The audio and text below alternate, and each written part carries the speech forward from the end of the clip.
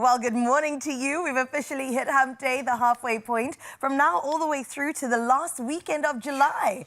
I just skipped a month. I'm sorry. It's all right. I thought we were in July. We're in June. It's okay. Some of us have that kind of energy, and if that's how you want to start your day, that's perfectly fine. We want to get you out the gates. We want to embrace. I was just thinking it's downhill till the end of the week. I'll take it. Hump day is perfectly fine for me. Whatever today represents for you, whether you need the moment of quiet calm to just reflect, or you need that extra energy to see yourself through the end of the week, today is going to be that kind of day. And I'm really excited about it. Okay, so it is a big day. We've got lots of the culinary hotline bling is coming your way, as well as lots of conversation around sports and lifestyle. And then, of course, the big question beckons, is my belly holding a girl or a boy? Do you know how many people are stopping me to have this conversation right now? And I don't know how many ways of saying that I just don't know yet. But I have had a few guesses. Do you like having this kind of attention? Because this is, I know, it's a once-off kind of a thing. That's true. Well, at least for this phase of life. Are you getting as excited as everyone else to make this big reveal? I think because, like I mentioned before, the support feels so strong and so tangible. I'm like, okay, I got this. It's going to be okay. And because I know what it is, I'm just like, oh, y'all are in for a surprise. Oh, man, and I thought I knew. I've been trying to read the energy. Is the vibe the same? We do daily vibe checks. Either way, we are so excited to be a part of this journey. And yes, it's going to be fine to have conversations with me about this for the rest of the week. So I'm going to let you go and ponder those exciting things. I'm sorry, I've been asking all sorts of questions. I thought that I could figure this out. I just haven't been able to yet. You can head over to the socials, have a guess. Take a look at the guesses that we've all had. Everyone seems to have figured it out. Are we on the money? We will find out. It's going to be that kind of show, personally connected and, of course, hugely inspirational. So much going on behind the scenes as we will get back into the kitchen and have a whole lot of fun. But most importantly, bring you up to speed with all the craziness from yesterday and wrap our heads around that. And yes, touch on the sport as well. So let's kickstart the show officially with those news and sporting headlines. Well, we'll definitely get into that in just a little bit. But Mzansi, we put the question out there, and thank you so much for already putting all your guesses on through. Do know that you can share them with us at Expresso Show.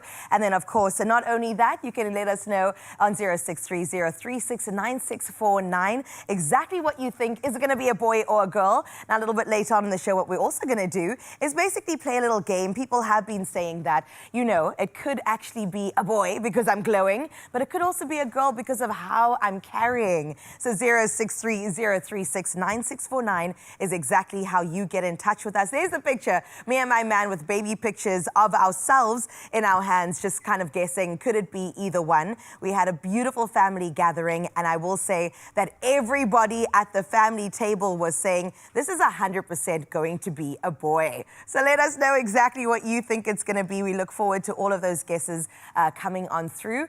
As long as you let us know. And we, of course, will get into your national and international news headlines as we get into it. A couple minutes after 6 o'clock, we can, in fact, start with your national news headlines, just to make sure that you're good with what's going on around the country and then, of course, also around the world. So let's get started here. In fact, we'll get into the news just after this.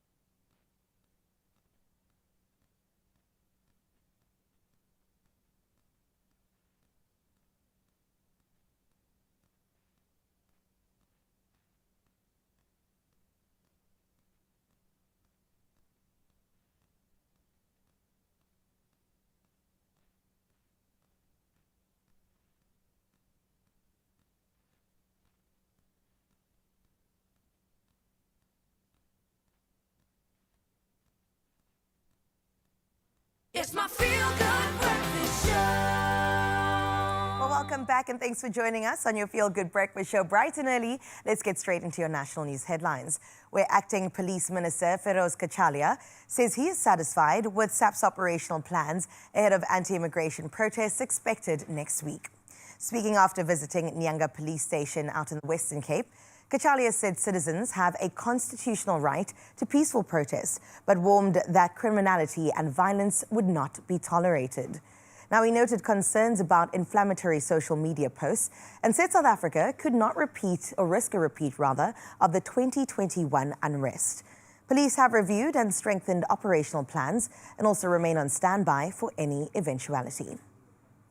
Meanwhile, the KwaZulu-Natal government says it will not seek a court order to evict about 1,600 Malawian nationals currently sheltering in an abandoned municipal building in Pietermaritzburg. Now, the group occupied the condemned structure after the killing of a Malawian national in the Jikajo informal settlement. Public Works and Infrastructure MEC Martin Meyer says engineers have confirmed the building is not an immediate risk of collapse. Authorities have begun verification and repatriation processes, while efforts continue to find alternative accommodation before any relocation takes place. Internationally speaking now, the World Health Organization says the Ebola outbreak in the Democratic Republic of Congo has recorded the highest number of confirmed cases in the first month of any Ebola outbreak in Africa. Now, more than 1,000 cases and 267 deaths have been reported since the outbreak was declared in May. Cases have emerged in crowded displacement camps, raising fears of rapid transmission. Now, the WHO says 75 healthcare workers have been infected, including 17 who have died, while experts believe the virus circulated for months before being detected. In other news, a severe heat wave is gripping Europe and the United Kingdom, with temperatures soaring as a powerful heat dome settles over western parts of the continent. Now, red alerts have been issued across parts of France, Italy, Spain and the UK, while forecasters warn some areas of England and Wales could approach 40 degrees Celsius. Now, schools have closed, transport services have faced disruption, and also health authorities are urging caution as extreme heat raises risks for vulnerable people. France has reported that 40 mostly young people have drowned since the 18th of June. And finally, for your first bit of news, we end off here with fresh from becoming the leading scorer in the FIFA World Cup history. Lionel Messi has another reason to celebrate. Football fans in Argentina have unveiled the world's tallest statue of their beloved captain in the Patagonian city of Coatzacoalcos. Standing 26 meters tall and weighing about 70 tons, the monument took nearly 2 years to design and also build. Created by local artist Aldo Broisa, it depicts the World Cup winning star in Argentina's famous blue and white colors.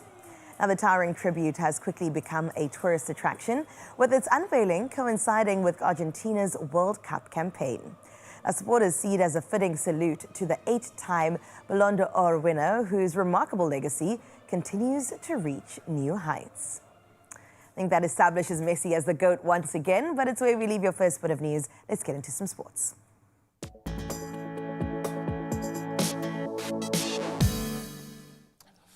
Well, from all-time records to goals that just didn't come, let's start there. And quite a moment in the FIFA World Cup. Ghana boosted their FIFA World Cup hopes with a very disciplined goalless draw against England. That was in their Group L encounter last night. So the Black Stars produced a resolute defensive display to frustrate the Three Lions and claim what will be undoubtedly a very valuable point, keeping their knockout stage ambitions very much alive. Also in action last night, Cristiano Ronaldo, he scored twice in Portugal's 5-0 win over Uzbekistan. While Croatia, they just edged out Panama 1-0. So in our footballing news tonight, of course, well, it'll be the overnight. You're going to have to be committed to catch this one.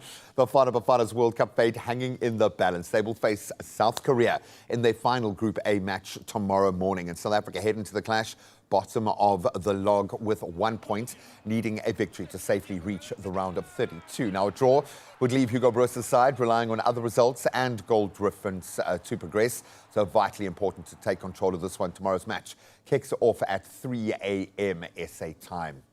Now let's get back into the cricketing lane as Australia moved a step closer to the ICC Women's T20 World Cup semi-finals.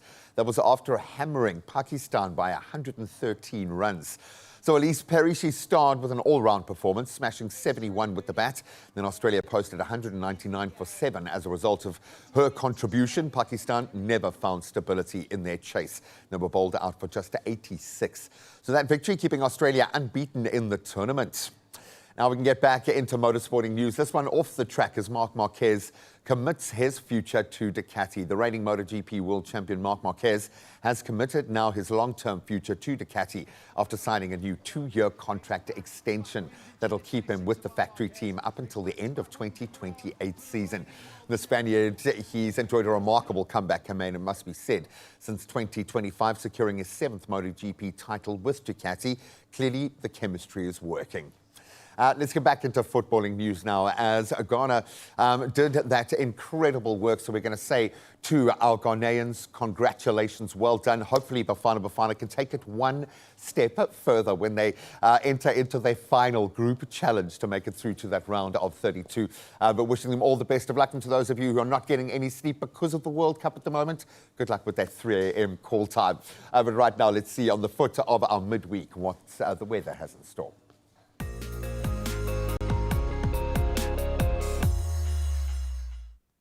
Well, thank you so much, Gray. As we speak, alarms are being set for tomorrow morning. But now, though, let's get into your weather to prep you for this Wednesday. And as per usual, our first stop is Polokwane, where it's mostly sunny skies that make for a pleasant Wednesday in your beautiful area. Temperatures will climb from a cool 8 degrees to a warmer 26 as the day develops. Now, the sunshine continues through to the rest of the week, with highs easing to 23 on Thursday and 22 on Friday. Klerksdorp, on your side of town, it's partly cloudy skies that settle over this Wednesday with a light northerly breeze coming through. Zoning in on your temperatures, you started at chilly 6 degrees and that rises to 23. Now, sunny conditions persist through the week with highs of 24 on Thursday, gradually easing into the low 20s towards the weekend. Out in Pretoria, sunny skies and a gentle southwesterly breeze make for a fine Wednesday in our capital. Our temperatures range from a cool 9 to a pleasant 23. The warmth holds steady through the week with highs of 23 on both Thursday and Friday before easing slightly as we get into the weekend. Out in the city of gold, Johannesburg, what's good? Partly cloudy skies linger over your city this Wednesday with a light southwesterly breeze. Temperatures will range between 7 and 20 degrees, and sunny conditions take hold through the rest of the week with highs of 19 on Thursday and Friday before dipping to 16 on Saturday. And out in Mbombela, it's mostly sunny skies. It will make for a warm day out in your parts. As we look into your temperatures, you'll start at 12 degrees and it will peak at 27. Now, the warmth does ease slightly midweek with highs of 23 on Thursday and holding in those low 20s through the weekend. And then in the beautiful Bloemfontein, some morning showers give way to partly cloudy skies as your Wednesday does progress. Now, temperatures move from a cold 6 degrees to a higher 20 with a northerly breeze coming through. Now, your conditions do improve through the week with sunny breaks returning and highs of 21 degrees on both Thursday and Friday. To the coastline we go now, starting in Richards Bay, with sunny skies and a brisk southwesterly wind of 26 kilometers per hour. Temperatures will range from 18 to 25. Now, there is a slight chance of rain that lingers through to Thursday before sunny conditions take over, just in time for the weekend, with highs hitting 26 across Friday and Saturday. Out in the beautiful Durban, sunny skies and a southwesterly breeze will greet you on this Wednesday. There is a 25% chance of showers that is worth noting, though. Temperatures will move between 16 and 25. And the week ahead stays largely warm and sunny with highs in those mid to upper 20s. Out at Mthatha, mostly sunny skies and a light southeasterly breeze make for a mild Wednesday on your parts. Temperatures climb from a cool 11 degrees to a high of 21, with a slight 15% chance of rain along the way. Now, sunny and warmer conditions build throughout the week with highs reaching 26 degrees by both Friday and Saturday. In Uba, formerly Craddock, mostly sunny skies return this Wednesday to your side with a westerly breeze. Temperatures, well, they'll range between 6 and 19 degrees. There is a 10% chance of rain, but partly cloudy and cooler conditions persist throughout the week, with highs staying around 19 degrees on Thursday. Gugompo City, on your side of town, it's mostly sunny skies, but there is also a southwesterly breeze that will make for a wild day today. Temperatures move from a comfortable 15 to a pleasant high of 21. Cloudier conditions build midweek with a 25% chance of rain on Thursday before warming and drying up by the weekend. And then out in Ebeja, partly cloudy skies and a southwesterly breeze with a 20% chance of showers goes down today. What does that feel like? Well, your temperatures range between 13 and 19 degrees. There are wetter conditions that arrive by Thursday with a 70% chance of rain. Out in the gorgeous George on this Wednesday, it's partly cloudy skies and a southerly breeze that you can expect. There is also a 20% chance of rain. Your temperatures will start at 11 and max out at 16. And wetter and cooler conditions persist into Thursday with a 65% chance of rain before gradually improving and warming to the weekend. And then out in Cape Town, partly cloudy skies and a southeasterly wind of 24 kilometers per hour defines your Wednesday. That is accompanied by a 5% chance of rain as temperatures range between 12 and 17.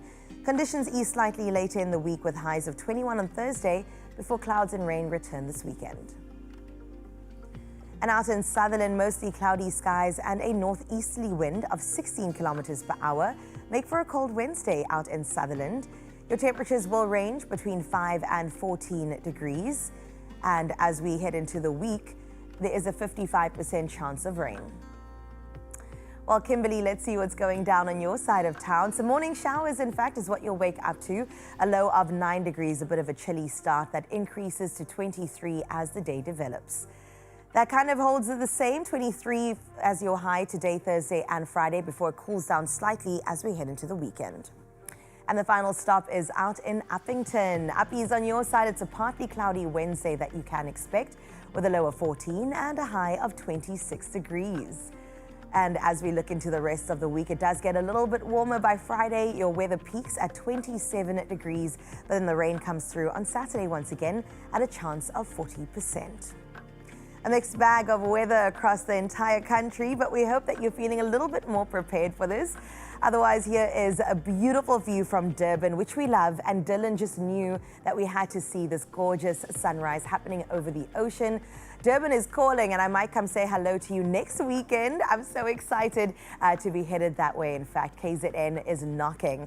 A beautiful sunrise morning view, Dylan. Thank you so much. This Wednesday needed a little bit of a push, and you did exactly that. We still have 7 and 8 o'clock to get in touch, so be like Dylan on 063-036-9649. We look forward to seeing what your morning looks like. But now, though, heading into the first hour of the show, Gray, what's coming up?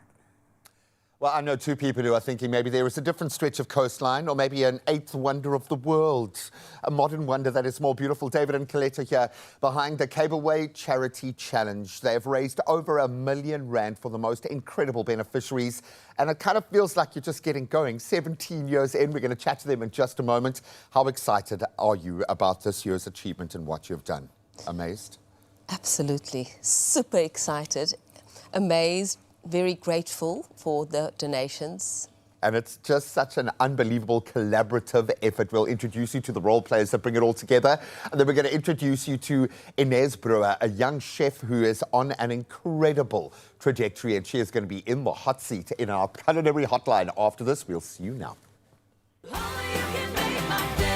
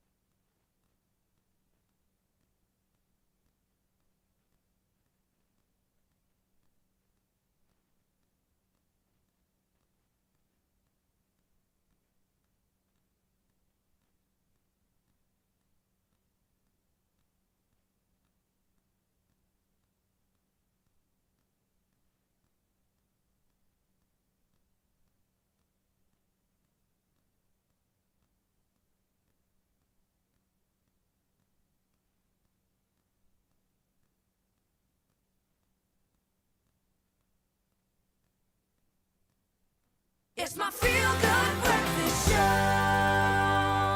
Welcome back. We promised you inspiration this morning, and it's coming in spades. Boy or girl, we don't know yet. We'll find out a little bit later. You can keep those guesses coming. Right now, we're going to focus on a bigger picture collaboration that is just so successful. They've gone and raised over $1 million.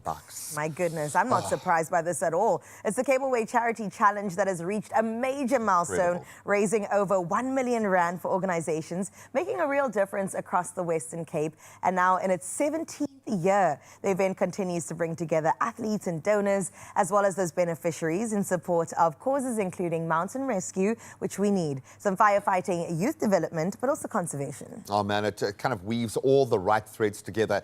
But it's one of those sum of the parts kind of moments where what we see coming out of this is just so amazing. So we wanted to find out more and unpack the impact of all this fundraising, all the efforts, and what it means in these community partnerships. We've got Colette van Aspbergen, Executive Manager for Marketing and Sales at the Table Mountain Aerial Cableway Company.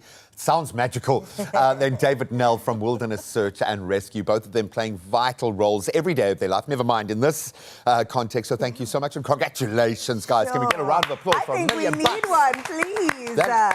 You want to hear it. You want to hear it out loud because it's a lot. It's a lot. It's a lot. Congratulations. Congrats. Colette, I mean, in its 17th year, that in and of itself is a feat. Why do you think it continues to resonate so strongly with so many participants, the beneficiaries, the donors, the supporters? Why are people still jumping on board? I think it is all about Table Mountain and that passion for Table Mountain. People are absolutely, both Cape Townians and also other visitors from outside Cape Town, they are so excited when they visit Table Mountain. And it's that passion for Table Mountain and also passion for giving back that resonates very strongly with the participants and the donors. It's kind of your everyday thing. It is. 250,000 rand. If you work on the ground, you know how vital every cent is. How much impact, and I love when we talk about impact investment and funding, what sort of difference is this funding going to make? It's huge. And this is by far our biggest fundraiser. Wow. And this continues to allow us to provide what is really a world-class rescue service to the communities of the Western Cape. And vital, yeah. Also to support those behind-the-scenes volunteers who really need that help. At the moment, they're paying to be there. They pay their fuel, their equipment. So this really allows us to support them. And without an event like this, I don't know where that funding would come from. It would fall down, yeah. Absolutely. It would absolutely fall down. You know what? I would say the C in Colette stands for not only Cableway Charity Challenge, but also collaboration, Yeah. which is a beautiful thing, seeing people come together, the firefighting, youth development, rescue organizations under one rule of impact and one initiative as well. So tell us a bit more about the power of collaboration and how these partnerships work. Well, yeah, so the beneficiaries, you've just mentioned them. They work in youth development, the Ubuntu Football Academy, and they do such important work in terms of the youth, in getting them to actually focus on sport. As our MD mentioned earlier, a child in sports is a child out of court. So it's really important, the type of work that they do. The work that Wilderness Search and Rescue does in keeping visitors safe on the mountain and those who wander off sometimes off the pathway, keep them safe. The honorary rangers, the Sandbox honorary rangers, they do such amazing work in terms of maintaining the trails and just assisting with conservation. And then finally, the volunteer wildfire services, again, also an important role that they play, especially during fire season. We know the type of work that they do. So it's so important for us as the Cableway to work with all of these organizations and do our little bit to support them. This seems to work in both directions. If I was going to cook up something amazing to get a big brand to kind of brand match and get behind, great, all the optics are amazing. But you flip that script internally. This is like the best team building exercise that's ever been created. How important is it for those like yourselves, those working within the rescue spaces, especially the volunteers, to have this kind of true north to rally behind, to understand how important their role is in their work? So again, I come back. The event itself is just overwhelming, and sort of a donation like this is incredible. And for the volunteers, we have teams involved in the day, participating, supporting, and support would be if something goes wrong, but also sort of cheering on, dancing, really encouraging. They know what's required. Yeah, it is such a vibe, and just for them to see the kind of support from the community. We often say, you know, thank yous are cherished and it's really appreciated, but they're far too few. Yeah. And something like this, seeing the appreciation from the community, actually being there, seeing how many people are willing to suffer through this challenge. Right. And it is a suffer fest. Your smile changed a little bit when you said that. Walking up Club Gorge as many times as you can in a 12-hour day is rough. So seeing people do that for them is incredible. Sure. So. Yeah, Khaled, 1 million and so many more rands to go. Coming, What's in your hand, by the way? Oh, I've got the medal that all participants received, and there's such a special story around this medal. So this medal is actually the track rope that was removed in 2024 from, and it was replaced in 2024. And these have been sliced up into medals for all participants. Wow. So we're upcycling the track rope, 80 tons of it. I was going to my say, at least you're not gosh. going to run out at any time soon. I don't know what the participants look like. Oh, and look how cool that is as well. Yes, Very you cool. own a piece of the cableway. Yeah. Yes. I don't know how many history in my majors hand. Africa's allowed to have now that we've opened that door, but maybe we could just have a little chat. It's the eighth modern wonder of the world, Come and you get to have a on. little piece of it on you. And it's right here on our doorstep. I mean, I've hiked there alone. I've hiked there with my man. I've hiked there with people. I've gone up the cableway. It is always, always something so incredible to enjoy and to marvel at. So please make sure that you support in any sort of way that you possibly can. It does take a community, and that's what we're part of today. We'll see you straight after this. Only you can make my day.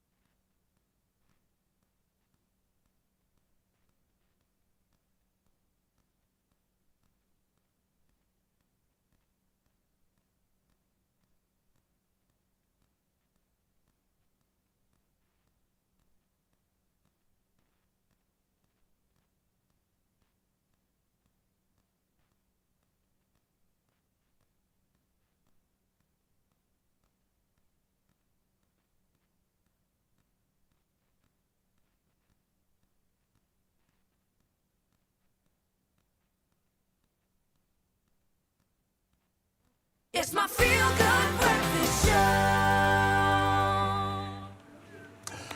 Welcome back. We practiced that. I don't know who's more excited about this particular show today. A little bit later, yes, there is going to be the big gender reveal, and it's fine. You can get excited, you can talk about it, you can post your suggestions. We don't care because I think we all think we know.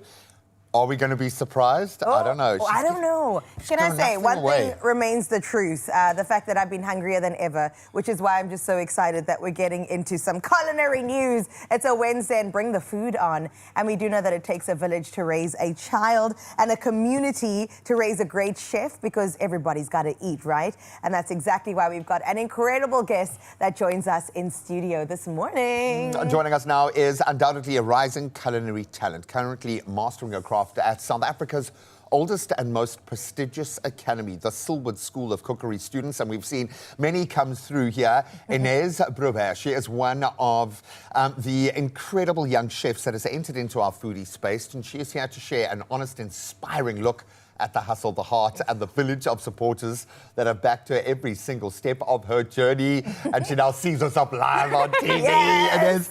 How are you, young lady? How's it going, man? I'm well. How are you guys? Very good. Are you ready to cook for us? Yeah, very excited. I love the confidence. I'm so here for it. She's not even phased at all by any of this. Zero pressure, zero nerves. I will say, Inez, it does take a village, and that's our theme for the show today, to raise a community, to put a pot of food together, whatever it may be. So when you look back at your journey within the culinary space, I'm curious to know how those people, your village, really informed your journey. I think the people before I started, like my family and my friends, who kind of watched me go from like cooking at home and really screwing up a lot of recipes. As you must, yeah, the way they pushed me to take on something that I wasn't sure about.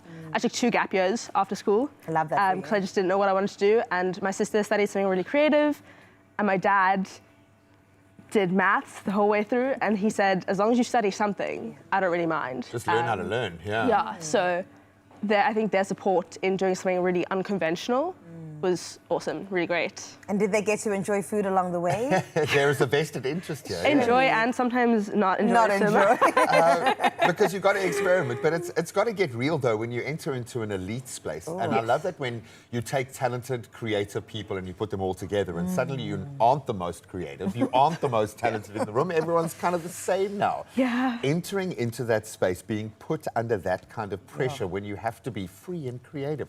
How did that work out? How did you find stepping into that kind of space? It was actually really tough. I had a lot of people who had worked in the culinary industry in the same like classroom as me, and watching how they just knew how to do everything was really intimidating. Imposter syndrome. But also even just like plating things. I was like, how do you guys do that? Because I don't know how to do that. So that was definitely very scary. And I don't think that's left. To be honest. Is that a good or a bad thing? It's a good thing. I think it's a great thing. I think it pushes you to keep going. Yeah. And to try and be not necessarily better than them, but better than you were. Your only competition is yourself. And this is what I'm looking at on the screen, because you also film content as you're going. And I'm just like, yes, take us behind the scenes, because we never get to see this side. That's wild. Is this going to traumatize me though, watching this sort of stuff? Because we live in a traumatic environment at the best of times. No, this is a really calm day, to be honest with you. Oh my, well, this is you're gonna showing us traumatize food to you. the camera, Yeah, it must exactly. be. Oh my Got my phone out. gosh. I know. If there's time to film, it's not going to be hectic. I was going to say, you're obviously prepping at the moment or something. But it brings to bear the village has to keep going. It's not just about leaning into the compound understanding. You've got to do something with it yourself. And now you're working with an amazing team where you've got to rely on each other. What is that collaborative energy like in a kitchen? Does that add to what you're doing? Does it take it away? How do you feel about once the cook starts and or session goes, you got to go? I think it's really important with the food, yes, and how you learn how to cook new dishes and plate new dishes, but also just as people who can get really overwhelmed, it's been really great to have like other students with me and chefs who have done the same thing that I'm doing, just because everyone like understands it. And when it gets really panicky and like, I don't know what to do because it's my first time being here, the way that everyone around you comes to help, I think that's been really beneficial.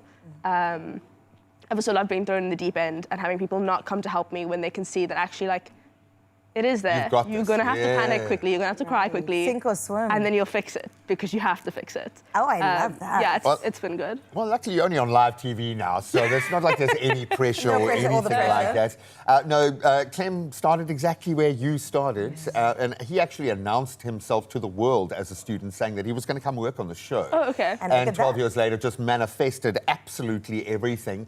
We cannot wait to see what you can do. No pressure. This is an experimental space. My friend and I keep proving every single day that we're in this kitchen here. We just love cooking. In fact, cooking and food are our love language, so we cannot wait for you to be introduced to this family. Good luck today. Thanks, Break a guys. leg, Thank girl. you. Selwood's pressure, but imagine Chef Clem. Let's hand it over to him. Good morning, South Africa. My name is Clem Pedro, and welcome to the Culinary Hotline Bling! So we are in the kitchen this morning with Silwood student Inez Braver, and we are talking about all things comfort food, and she's sticking to the theme of It Takes a Village. Inez is starting us off with an absolute staple of communal dining. It's a chickpea curry. Yes. I love chickpea curry. I always say, like, I don't know how well I do at being a vegetarian, but if I can eat curry like this every day, I'm sorted. Let's go. Now, if you have any questions for myself or Inez, she's in the kitchen this morning, please send us WhatsApp voice notes to 063-036-9649. Let's get cooking. Awesome. So this dish, is it inspired by one of the restaurants you've been at? Is it like a collection of skills that you've learned? Where does the inspiration for this dish come from? This was actually like one of the first things I started cooking for myself when I went vegan. You're vegan? I was vegan for 4 years. Okay. I stopped that very. Can I tell us what we're doing? Please, it's your kitchen. Tell me what to do, chef. I don't really follow recipes much when I cook, so it's nice to have all the ingredients laid out for me. We've got some spices in the pan that I'm just like toasting. What have we got in the pan? With some onion. There's some coriander there, some cumin, a little bit of curry leaf, and some yellow onion. I don't like using red onion when I cook curries because it goes a little bit better for me. Okay. And you'll always find some chefs prefer using it, but it's purely based on aesthetics. I like when someone actually said, no, they it's look not gorgeous. the right one. A red onion does look gorgeous. I love like a red onion pickled, but not in what I cook. What I typically do let happen here is we sweat the onions for a while. Right now I'm just gonna pour, I've got a whole lot of other things here as well. Some, ground spices, Here we go. my word. I know exactly what they are. Let's go, okay. Here we go. So it's cumin, it's coriander. That one's nutmeg. Is that nutmeg? Very well could Guys, be. I like tasting spices. Yeah. So a little bit of that, not too much of that. What's funny is this is a recipe I used to use all the time, and now I just actually don't even know what I'm playing with anymore. And that comes with confidence, or like working with spices. Get that in there, that's amazing. Yes, that's good. Working with spices, understanding what happens when you start adding ingredients and what's supposed to happen every time you add an ingredient. Like you spoke about the onions, and you'll learn this in restaurants very quickly. In restaurants, onions cook for like half an hour. Yeah. Ooh. And you got to get If that you're like, lucky. cooked all the way down. It's very, very important. What are some of the more important skills that you've learned in the past year and a bit? Funny enough, I think the more like niche skills that I've learned have been really important. Earlier this year, I learned how to rocher, which was really tough, and I didn't think it would be because it looks really simple to just take a spoon and like ice cream. Can you explain to our viewers at home what a rocher is? When you like take a spoon and there's like a specific motion you do with your hand to scoop like ice cream or a mousse, and it comes out in this really cute shape that looks a bit like this. And you'll see it all the time on like cooking shows and competitions, and at like every fine dining place you go, they'll serve your ice cream like that. And it's a lot harder than it looks, especially under pressure when you've got like lots of plates flying out. So that was a really important one that just made me a lot more confident in everything that I was doing. And we talk a lot about, if you've got a passion for food specifically, to actually like go knock on chef's doors, start teaching yourself. And there's so many skills you can teach yourself, I mean, through YouTube as well, which you can go and watch the show live right now, by the way. On YouTube, you learn so many skills, but the one thing is about repetition and actually like sticking with it. Because I mean, you're not going to get your first rocher the first time you try it. And that's one thing I learned about this industry. It's repetition a lot, till it becomes muscle memory where you can use spices without measuring them.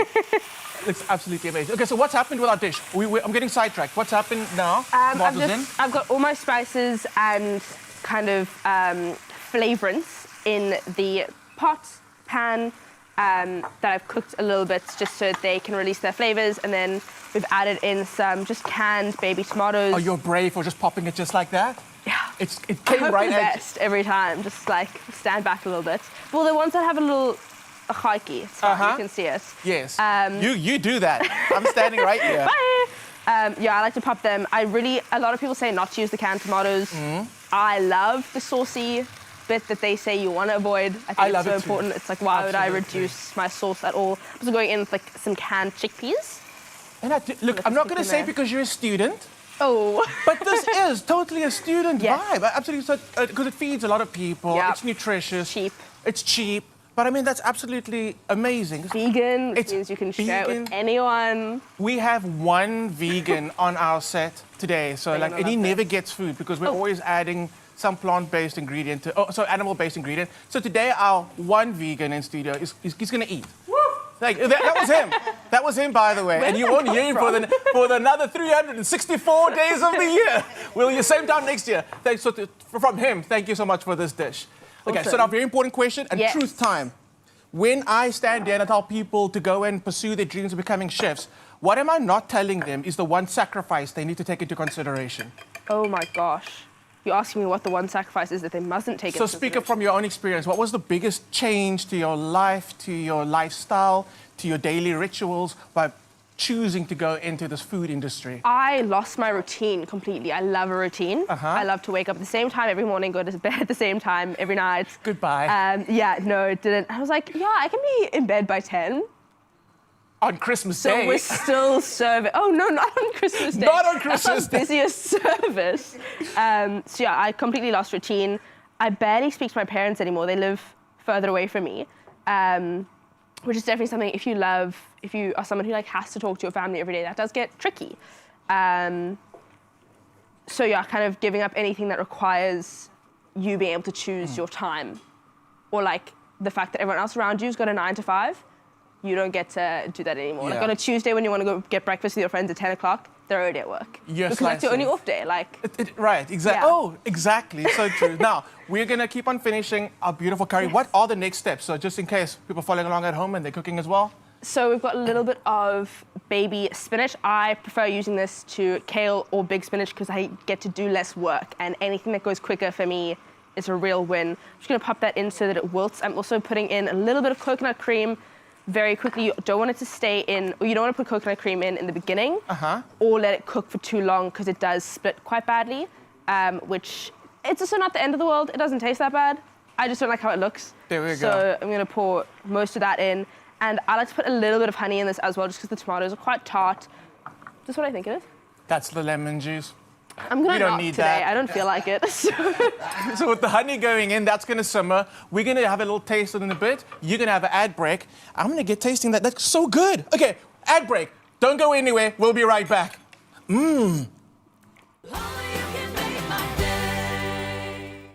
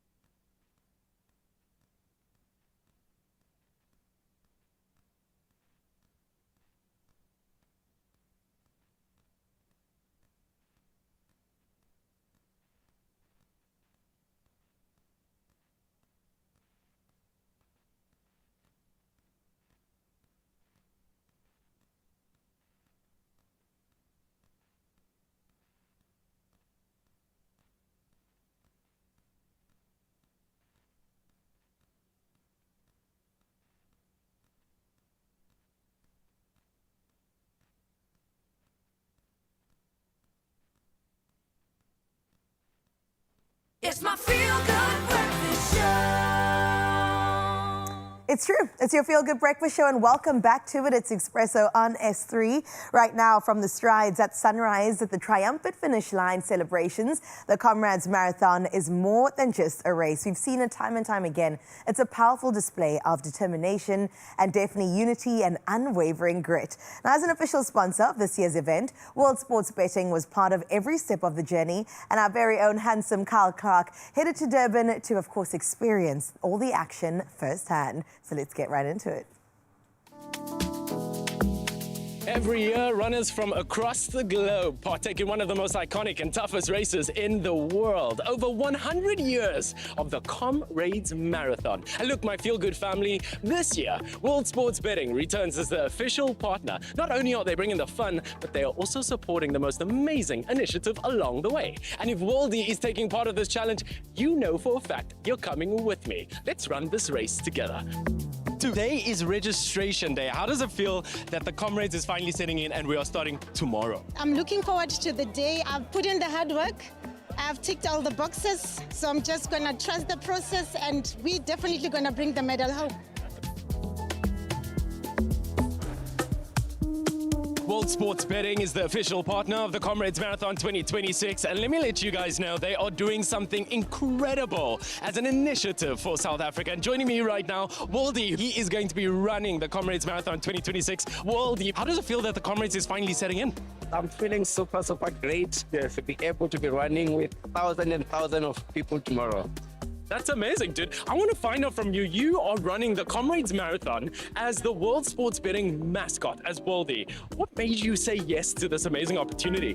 What I want to achieve is to run for those who cannot run for themselves. And as we know that Comrades Marathon have 6 official charities that they benefit from the great work that we'll be doing tomorrow. The energy that is felt here this morning is something that I've never ever felt before. It's just shy after a close 4 a.m. My Feel Good family and a record-breaking 21,289 runners from across the world have come together for this very moment. For some, this could be their very first Comrades, but for most, this is the start of a lifelong journey. Let's start this race together.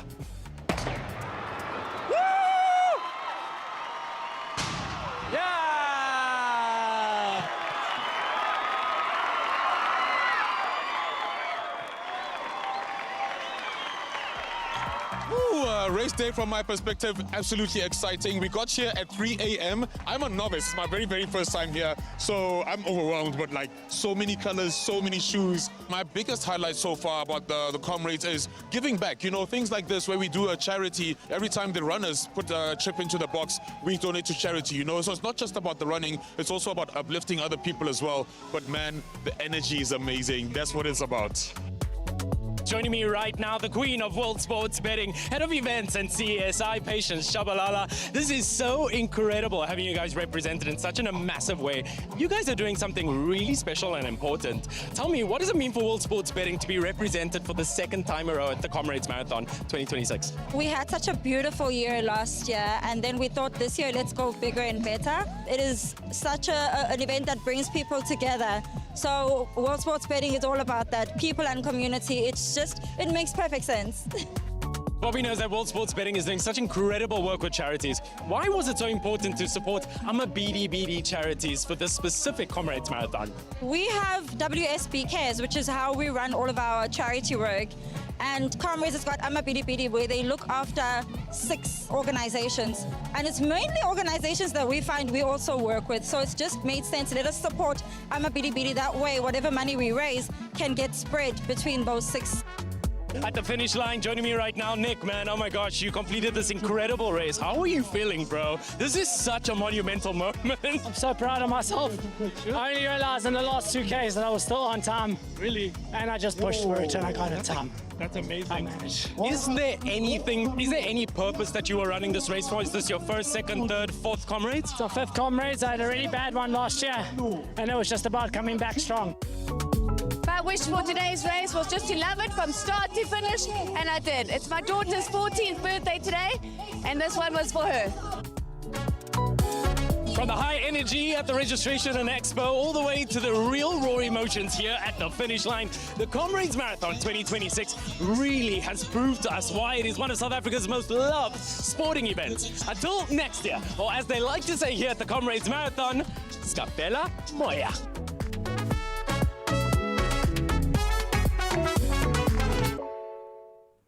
Mind you, that's between 85 to 90 kilometers. So well done to every single person that took that task on. And next year, I hope that we'll be able to see you again. Thank you so much to Kyle for holding it down out there. And speaking about sports, we're going to get from running into a broom workout. Here's Dale and Gray.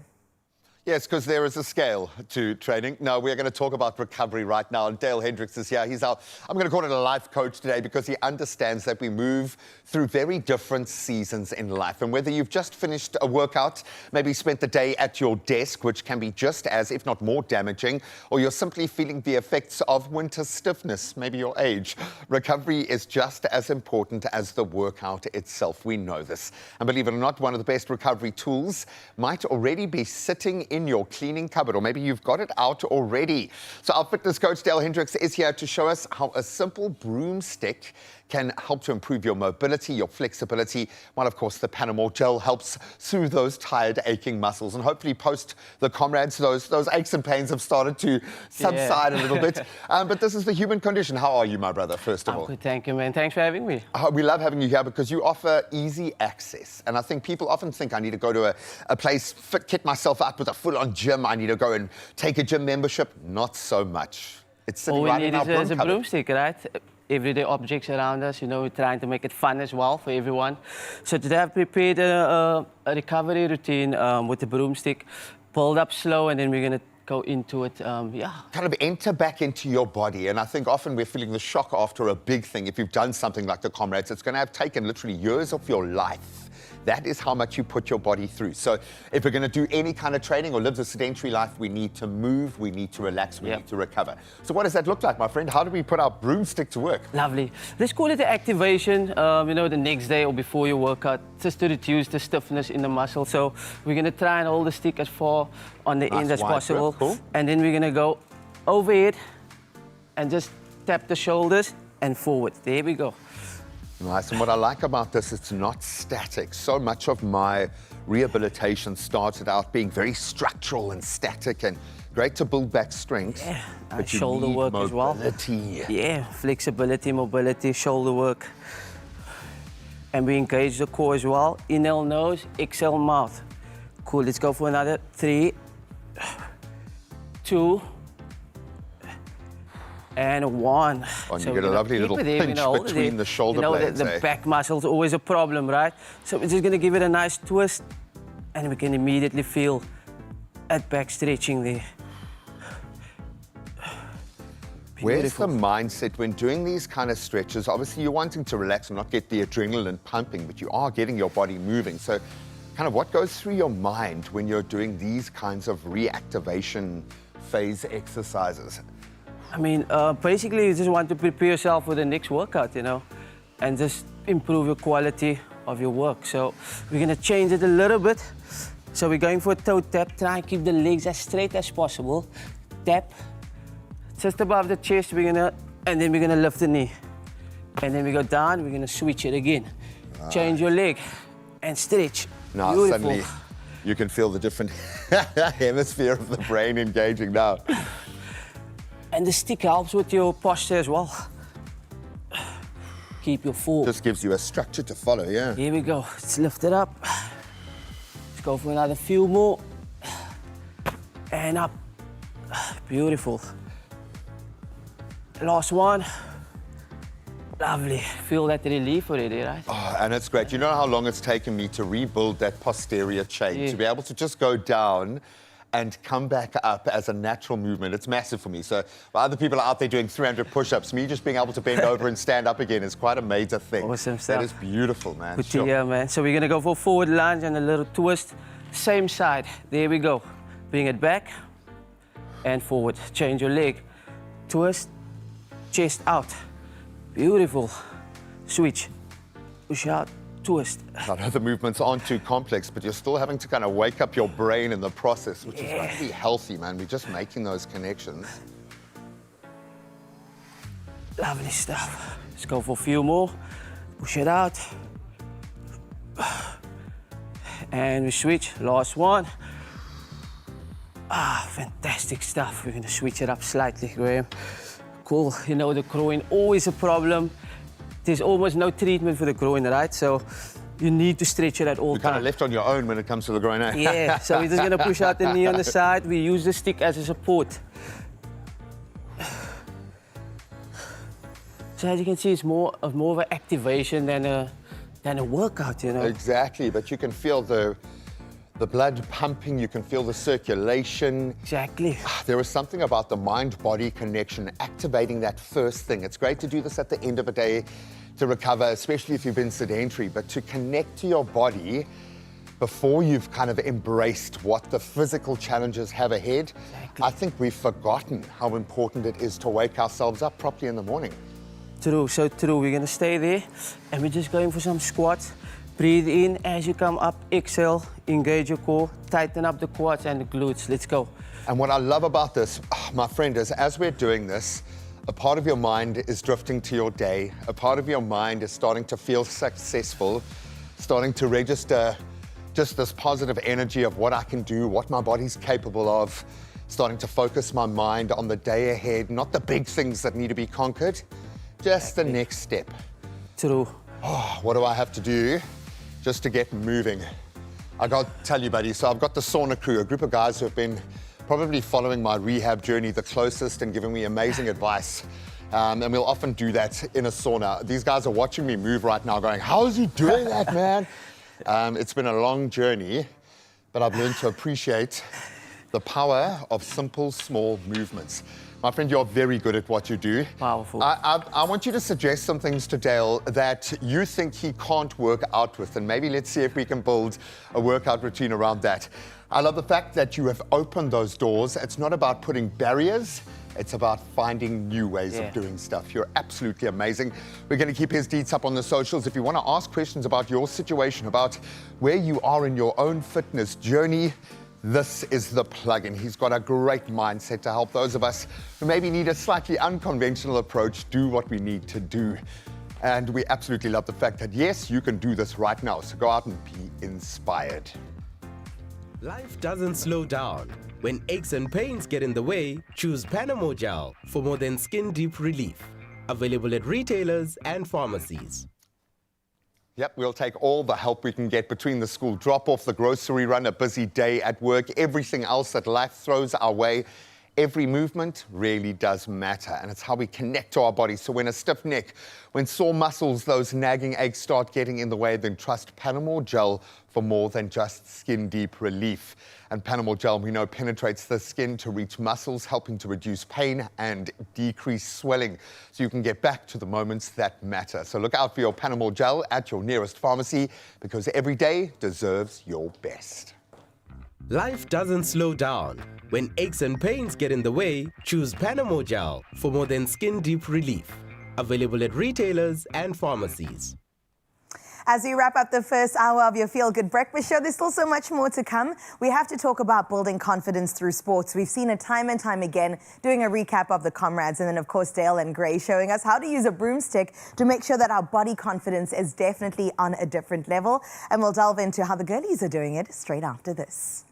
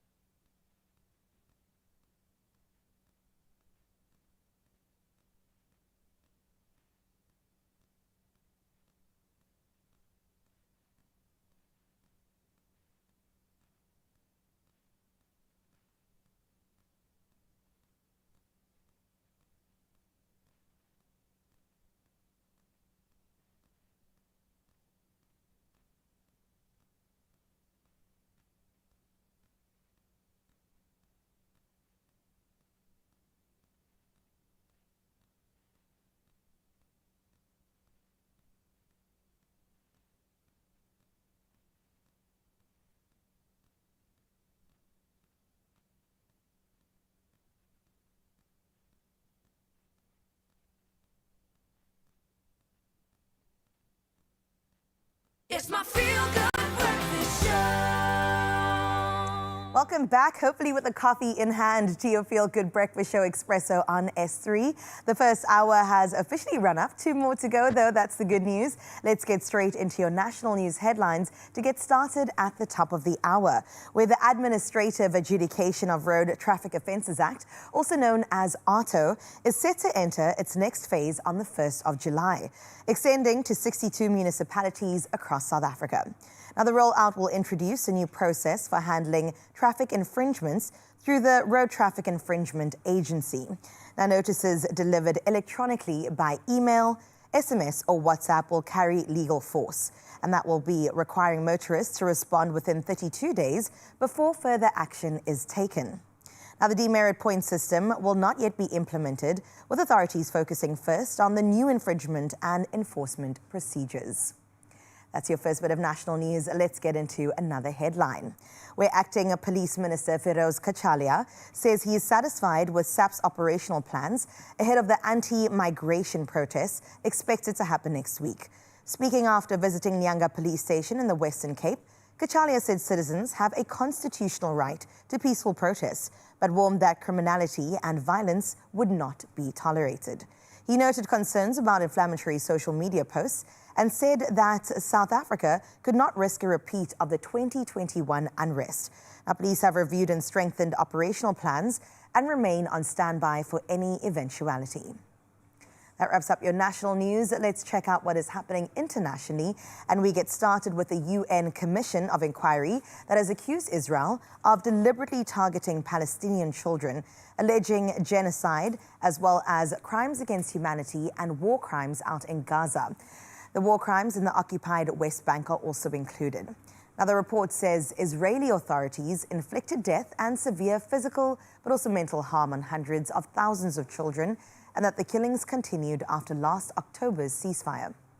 Israel has rejected the findings, calling the report a propaganda piece. Now, Gaza's health ministry says more than 21,000 children have been killed since October 2023.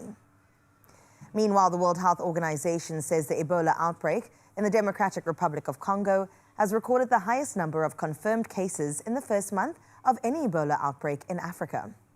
More than 1,000 cases and 267 deaths have been reported since the outbreak was declared in May.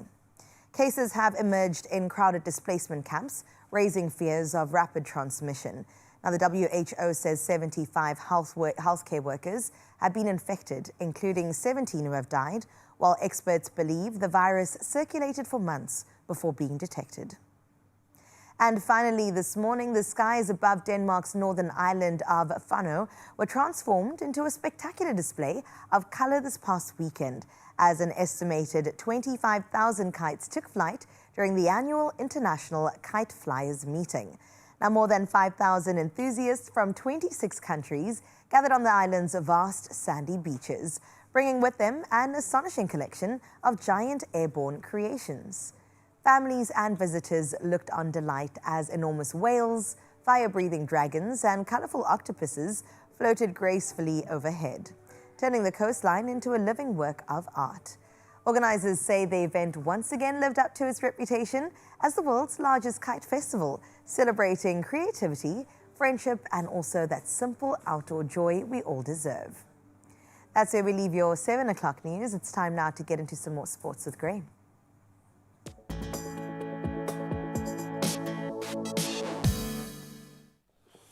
What a perfect start to this particular sporting bulletin. Sometimes it's the goals that matters most.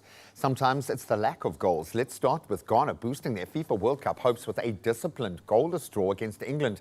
That was in their Group L encounter last night. So the Black Stars produced a resolute defensive display to frustrate the Three Lions and claim what will be a valuable point, keeping their knockout stage ambitions alive. And also in action last night, lots of action around Cristiano Ronaldo scoring twice in Portugal's 5-0 win over Uzbekistan. Then Croatia, they edged past Panama 1-0. Now we stay with footballing news, throwing it forward now. Bafana's World Cup fate hangs in the balance. They face South Korea in their final Group A match, and that's early tomorrow morning, South African time. So South Africa head into that clash, bottom of the group, on just 1 point, and they will need victory to safely reach the round of 32. A draw would leave Hugo Broos's side relying on other results and goal difference to progress, so not a good place to be. Tomorrow's match kicks off at 3 a.m. Good luck if you're waking up for that one. Now let's get back into the different World Cup lane as Australia moved a step closer to the ICC Women's T20 World Cup semi-finals after hammering Pakistan by 113 runs. Elise Perry, she starred with an all-round performance, in fact, smashing 71 with the bat as Australia posted 199 for just 7. And Pakistan never found stability in that chase and were bowled out for just 86. That victory keeps Australia now unbeaten in the tournament as well. Now we can get into action off the track as reigning MotoGP world champion Marc Marquez has now committed his future to Ducati after signing a new 2-year contract extension that will keep him with the factory team up until the end of 2028. And the Spaniard enjoyed a remarkable comeback campaign in 2025, securing his 7th MotoGP title with Ducati. Clearly, the chemistry works. And that's where we leave our sport for now. Let's delve into our traffic.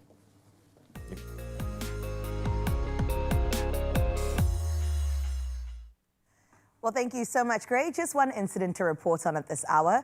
Out in Cape Town in the north, in Brackenfell, motorists on the R300 northbound are expected to advised to expect delays near the N1 inbound ramp.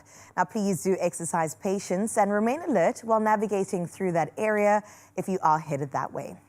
That is where we leave your roads. Let's have another check-in with your weather. We get started now in Polokwane, where it's mostly sunny skies that make for a pleasant Wednesday out in Polokwane. Temperatures will climb from a cool 8 degrees to a warmer 26 as the day goes on. Now, the sunshine continues through the rest of the week, with highs easing to 23 on Thursday and staying in those low 20s throughout the weekend. And then out in Klerksdorp, partly cloudy skies settle over your area this Wednesday with a light northerly breeze. Temperatures rise from a cool 6 degrees to a more comfortable high of 23. Now, sunny conditions persist through the week with highs of 24 on Thursday before gradually easing into the low 20s towards the weekend. And then out in Pretoria, sunny skies and a gentle southwesterly breeze make for a fine Wednesday in our capital. Temperatures range from a cool 9 degrees to a more pleasant 23.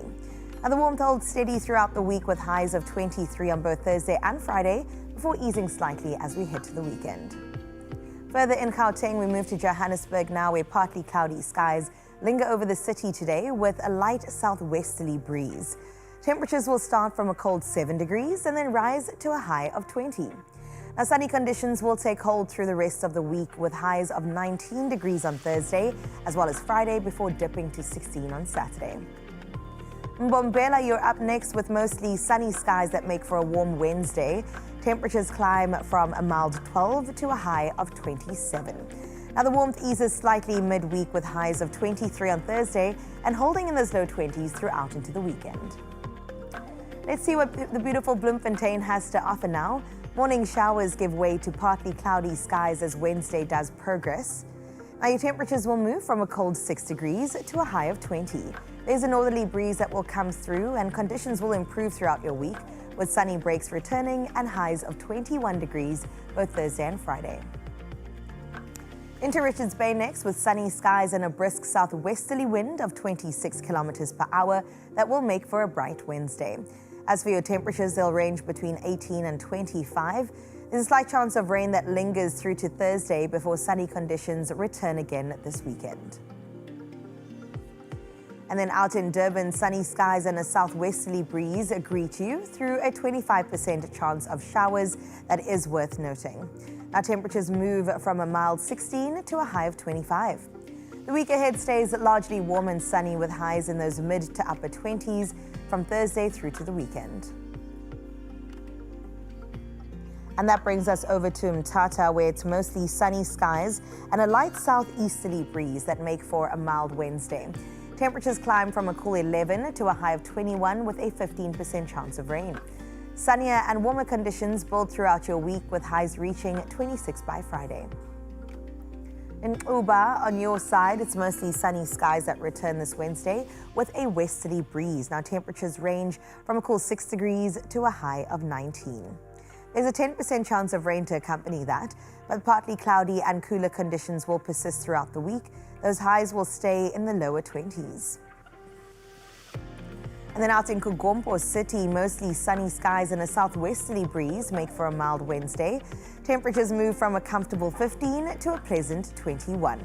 Now, cloudier conditions build midweek with a 25% chance of rain on Thursday before warming and drying into the weekend with highs reaching 27 by Saturday. Ebeka, your turn now with partly cloudy skies and a southwesterly breeze. There's also a 20% chance of showers. Your temperatures will be between 13 and 19 degrees, and wetter conditions arrive by Thursday. There's a significant chance of rain, 70% in fact, that you can prepare for. And then out in the gorgeous George, partly cloudy skies and a southerly breeze with a 20% chance of rain is what you can expect on this Wednesday. Your temperatures will move between a cool 11 and a high of 16 degrees. Wet and cooler conditions persist into Thursday with a 65% chance of rain before gradually improving and warming up the weekend. Cape Town, on your side, partly cloudy skies and a southeasterly wind of 24 kilometers per hour define your Wednesday. Your temperatures range between 12 and 17. Our conditions will ease slightly later in the week with highs of 21 on Thursday before those clouds and rain return by the weekend. And then out in Sutherland, mostly cloudy skies and a northeasterly wind of 16 kilometers per hour make for a cold Wednesday.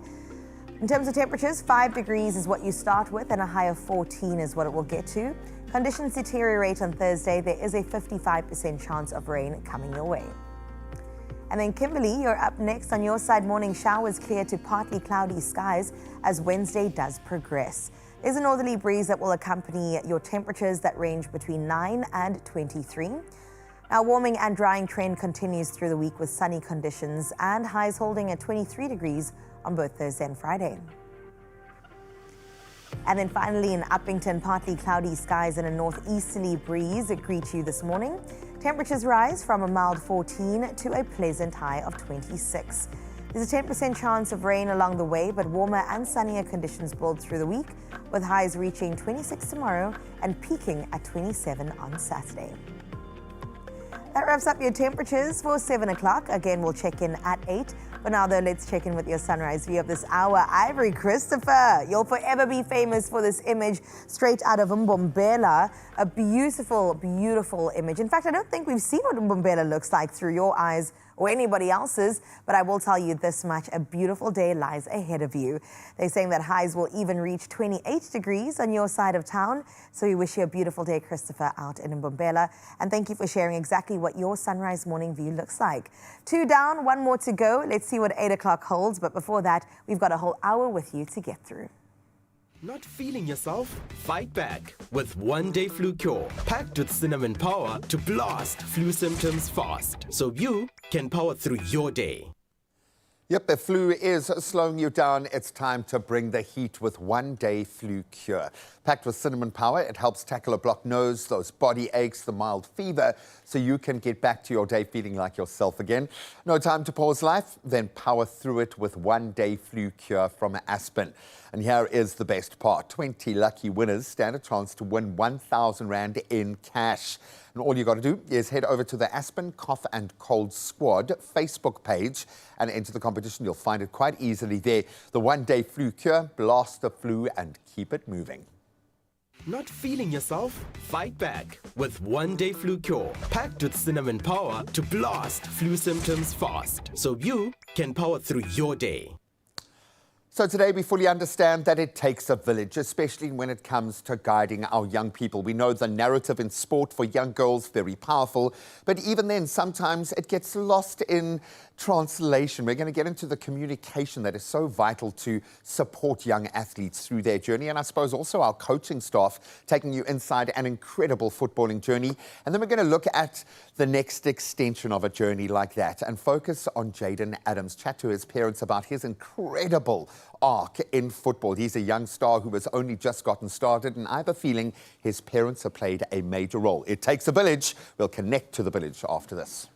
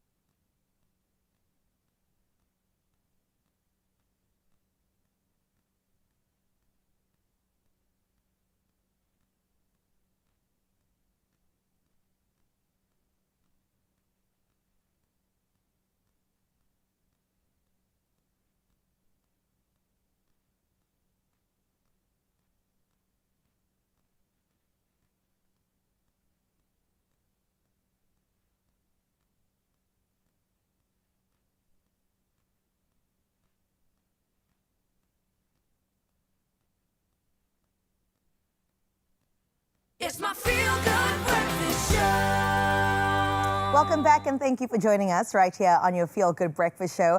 I love the conversations that we've been having around body confidence in sports because what we say and what others hear aren't always the same thing, especially when it comes to sports. Today we're exploring how communication can sometimes get lost in translation between coaches and athletes and why the right words can make all the difference to a young player's both confidence but also their development along the way. So we've got to give a very warm welcome to our guests on our couch today. We've got Vice Captain of Hamilton's SPRFC, Pamela Boyce here, forwards and defence coach Fiona Cooper, as well as a counselling psychologist specialising in sports psychology. We welcome back Dr. Denise Boer to help unpack the conversations that shape the sporting journey. In fact, I think we should give them a feel-good welcome, everybody. Women in sports, girls in sports, we need more of this, and I love to see it on our couch. So the first question I'm just going to throw out to all of you, because I'm curious about your different perspectives from where you stand and sit. Why do communication breakdowns even happen so often between the young athletes and the coaches? What is going on? Maybe I'll start with you, Pam. Okay. So when there's no clear communication between athletes and coaches, they tend to be misunderstandings somewhere along the line. And I just think that coaches should be 100% honest with what they expect from an athlete. Then it will be easier for athletes to know what to work towards and what to expect in the future. Yeah. And that plays out on the field, which is also very important. How about you, Fiona? Yeah, I agree with Pam in terms of honesty. I think communication is really about trust. And so often coaches will say one thing and then do another. So they might say, we're going to really prioritize attendance at training, but then, you know, your star of the show rocks up and gets a starting jersey on the weekend. And it creates that mistrust with players, and then players don't really believe what coaches say, or they add meaning when there isn't really meaning there in the first place. But there is a responsibility on coaches not to break that trust in the first place. Sure. I mean, Denise, it sounds like a mind game, to be honest. It starts up here, doesn't it? Yes, and you know, sometimes, especially if you're working with a young athlete, you don't want your message to be too advanced as well, or the language that you are using, because you might be saying something in pure honesty and sincerity, but the athlete is too young to understand the concept that you're trying to convey. And then that can also be a misunderstanding.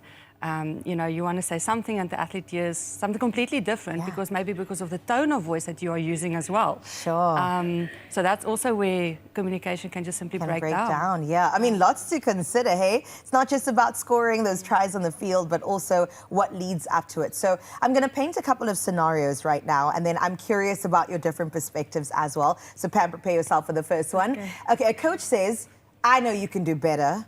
So if you hear that as an athlete after a game, how would you interpret that? I would feel bad because I always try to do the best I possibly can. So I really appreciate a coach that can give me the space to make mistakes and to allow me to make mistakes and just to understand how I'm feeling. And especially if it's like public, right? Yes. It's a bit of a humiliating thing. Okay, to the coach. What would you most likely mean by that statement? Does it depend on the tone? Does it depend if you pull them aside or not? What are you trying to communicate here? Yeah, I don't think I would say it very often. Yeah. I think at Hamilton's we really try to create a very inclusive environment for all of our players and use very positive language as much as possible. I think that we would probably frame it more around, you know, I think if a player kind of seems off or something's going on, we would kind of lead with empathy and think that maybe something else is happening in the background. So it would be more a conversation around, you know, is everything okay? Like maybe what's going on? I noticed you were a little bit off today. What was happening? And it would definitely be a conversation, definitely not in front of other people. Yeah. And also open that door to give the chance for the athlete to just have a chat with you and share how they're feeling. And then sometimes usually that answers all of the questions. And it reminds me that it is about relationships at the end of the day that needs to be strong and built. And then over to you. I mean, Denise, what can the same message be? How can it be received so differently? Yeah, I think, you know, as you say, the timing is so important. Because if an athlete comes from the field or the court and really felt that they did their best and it was actually a good performance, and the coach comes and says, you know, you can do better than that. You know, the timing is just off because that is something, like you say, you do in private, and your tone of voice, your sincerity around that is really important. And also the relationship between the coach and the athlete. Right. You know, sometimes you have that relationship where a coach can just say, come on, man. But then you have an athlete that's more sensitive. You can't say that. You know, so you've got to You got to know your players. You got to know your player. And your team and your family, essentially. Okay, that clears it up. Scenario two, the coach says, you need to work harder. Oh, as an athlete, how might you interpret that? It will hurt me, obviously, yes. I mean, it's easy for a coach to tell you to work harder, not knowing what, like they said, not knowing what happened earlier that day or maybe earlier that week. So, yeah, I just think coaches need to be mindful about certain things like that. Yeah, and the context around which you come. And maybe you have been working hard this week, you know? Coach, on your side, what are you usually trying to communicate with a sentiment like that? Yeah, I think that it's very difficult, and it's a difficult thing to say to a player. And it's important to remember as a coach that you never really know what 100% is for that player on that day. Maybe they are giving 100%, as you said. Exactly. And so I think it's important to make sure to open a conversation more so around something positive. So, you know, I really think you've got something untapped there that we can dig into, or, you know, leave the space for, you know, I really think you can reach another level with your rugby or whatever sport, and then leave the athlete open to ask questions and bring the conversation, they can bring the conversation to you, because most athletes, especially young athletes, are very ambitious. They really want feedback. And so if you let them ask the questions, it means they're also in a space where they're ready to hear that kind of effort-based feedback, rather than giving it at a time where maybe they're a bit sensitive, as you said, or they're not feeling very confident in themselves. And then you just feel knocked down even more. I mean, Doc, on your side, what can we do to make sure the message lands more effectively? Yeah. You know, I think, especially if you talk about effort, I think it's important to acknowledge the effort that the athlete puts in. And I like to use a sandwich approach. So you come in and put something, you know, you can, I'd say you acknowledge the effort. And I think technical feedback is important, because if you're saying you must try harder, like what must you try harder? To give something constructive and say, you lift your leg up nicely, how about we try just a little bit more, you know, and give that's positive feedback, and now the athlete knows, oh, okay, that's what I need to do. And then you come back strong and say, you know, let's do this.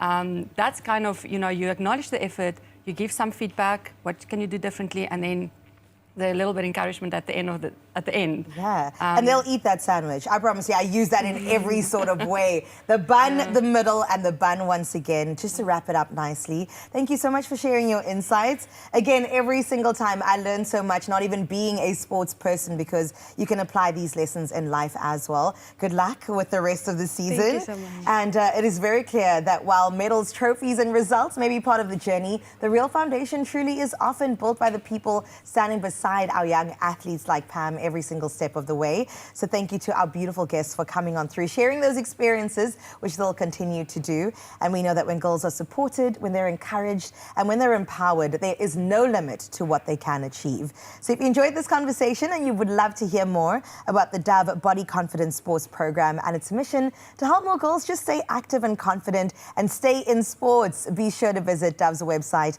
and also their social media platforms. Ladies, thank you once again. Thank you. Appreciate that.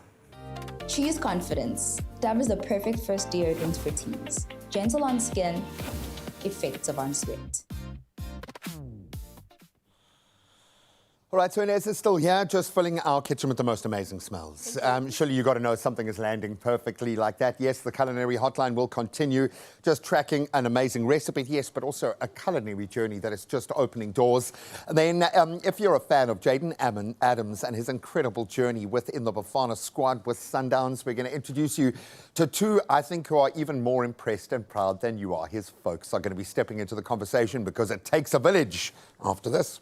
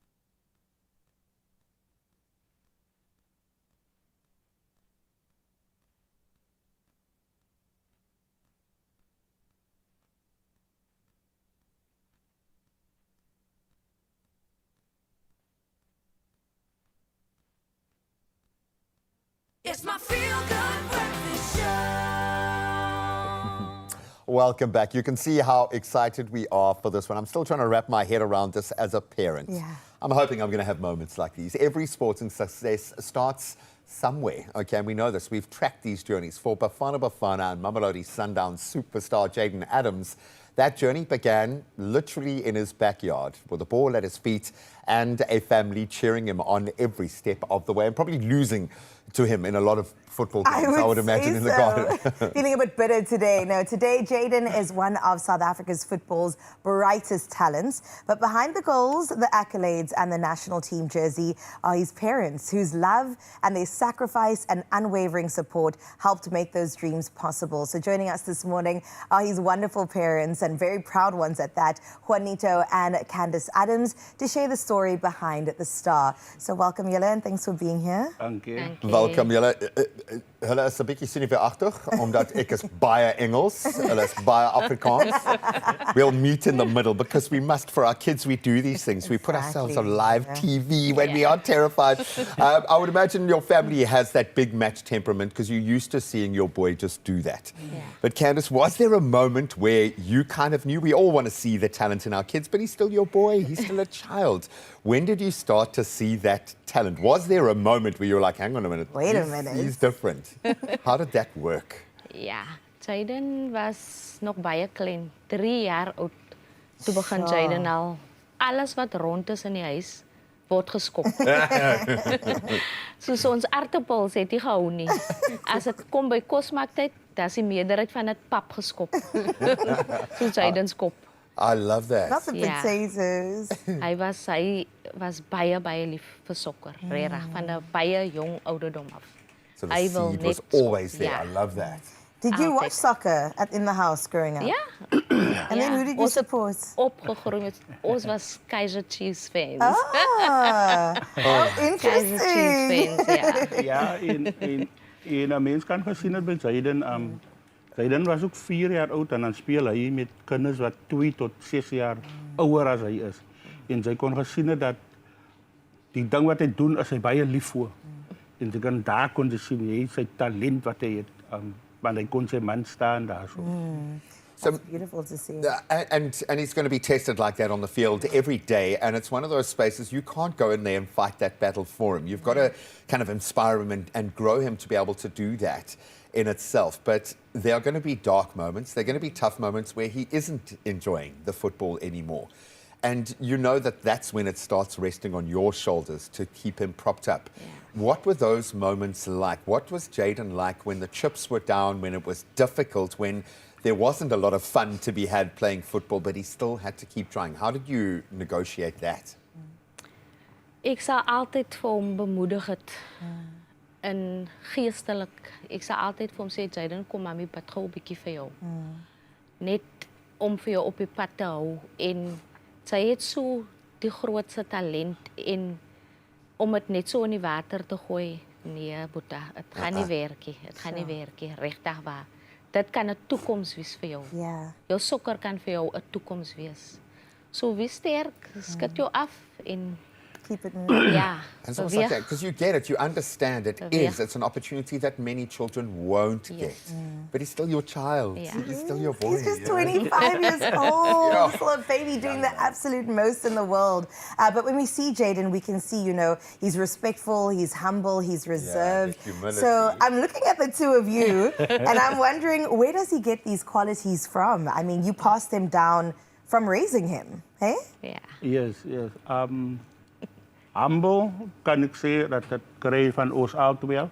En ons is die mense wat praat oor, veral spesifiek nou van Jaden. Nou, ek sal nie by mense gaan praat oor as my kind en, verstaan? Altyd hou jou voete op die grond en doen net jou ding. As al mense moet praat van jou, niet sy self of jou ouers moet van jou praat. You sound like my dad now. I'm getting so emotional. All you need to do is just walk around in the jerseys. It's fine. You don't even have to say anything and people are making those connections. I'm wondering how long it took you to put on the Sundowns jersey comfortably. Baie lang gevat. I was going to say, this is the first time he's worn it. And he's only wearing it because he knows Jaden will be watching. I'm trying to wrap my head around what it must feel like, because your role as a parent is an everyday thing. It's not just enjoyed in the high points. It's almost in those moments that no one else will ever see or know about, often the darkest moments, the most challenging moments. When you get to see your son don those colours, and I've been reading reports now about how he's talking about the team. He's a part of their ethos now. How does that feel to know that his hard work and everything that he's done for himself is now starting to pay off like it does? How does that feel as a mama bear? Jo, dit was 'n baie emosionele tyd vir ons gewees daai dag reg daar waar. Ons almal het gehuil in die huis. Regtig, maar tears of joy. Of course. Obviously, tears of joy. Ja, en als je nou terugdenkt, dan kan je ook al die sacrifices wat de mensen doen. Ik praat van, het was niet makkelijk met Zayden nie. Het was baie moeilijk. Maar ons het hier en nou pluk hy die vrucht daarvan. So is... I mean, Pops, can I talk about some of those sacrifices? What does it take to raise a superstar? What did you guys have to do? Hey, als je nou komt met Zayden, daar komt tye wat Zayden niet wil gaan oefenen. Dan moet jy van Zayden, ik moet physically vir hom so vat en in 'n kar druk gaan oefen net. Ek moet vir hom by sy vriende gaan hou. Hallo, sy moet gaan oefen. Kom in.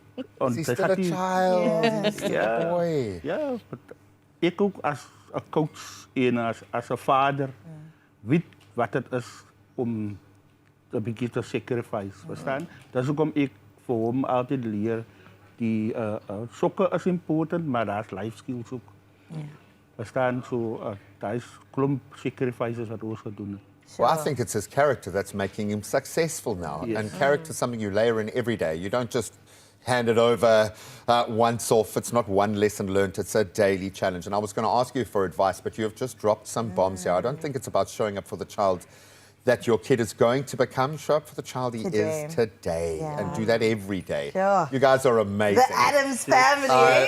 The only reason why I'm not looking at you for too long is the brightness of the yellow. And I'm worried I'm going to burst out crying at any moment here. But what you guys have done is truly remarkable. And I don't mean that in terms of what he's achieving now that he's got this great opportunity. It's about where it all began, and that is a massive, massive lesson for all of us. So thank you so much. Thank you We so love much. you guys. Tremendously Baie appreciate dankie, you. julle. This is the Addams family we are here for. Please, tomorrow, yes, our alarms are set for 3 a.m. We're backing our boykies. We might not be wearing yellow, but we will be wearing our green, and we'll be supporting them all the way Get through. up as well now. Come on. Welcome back to the kitchen. It is the Colouring Hotline Bling! Oh, yes, it is. We are continuing with the Niz, who's in the kitchen and promising to create a sensational sweet treat. It's looking good. It's smelling amazing. Inez, are you ready for the next part? Totally, let's go. Let's do it. I'm not ready yet. Oh. Because we have a voice note. Trick question. We have a voice note, and I think we're ready to listen to it. Let's have a listen. Morning, Expresso. Miss Butter speaking. I like to know whether I'm diabetes first. I like to know whether you've got an ice cream for diabetic and how to bake without sugar. There we go.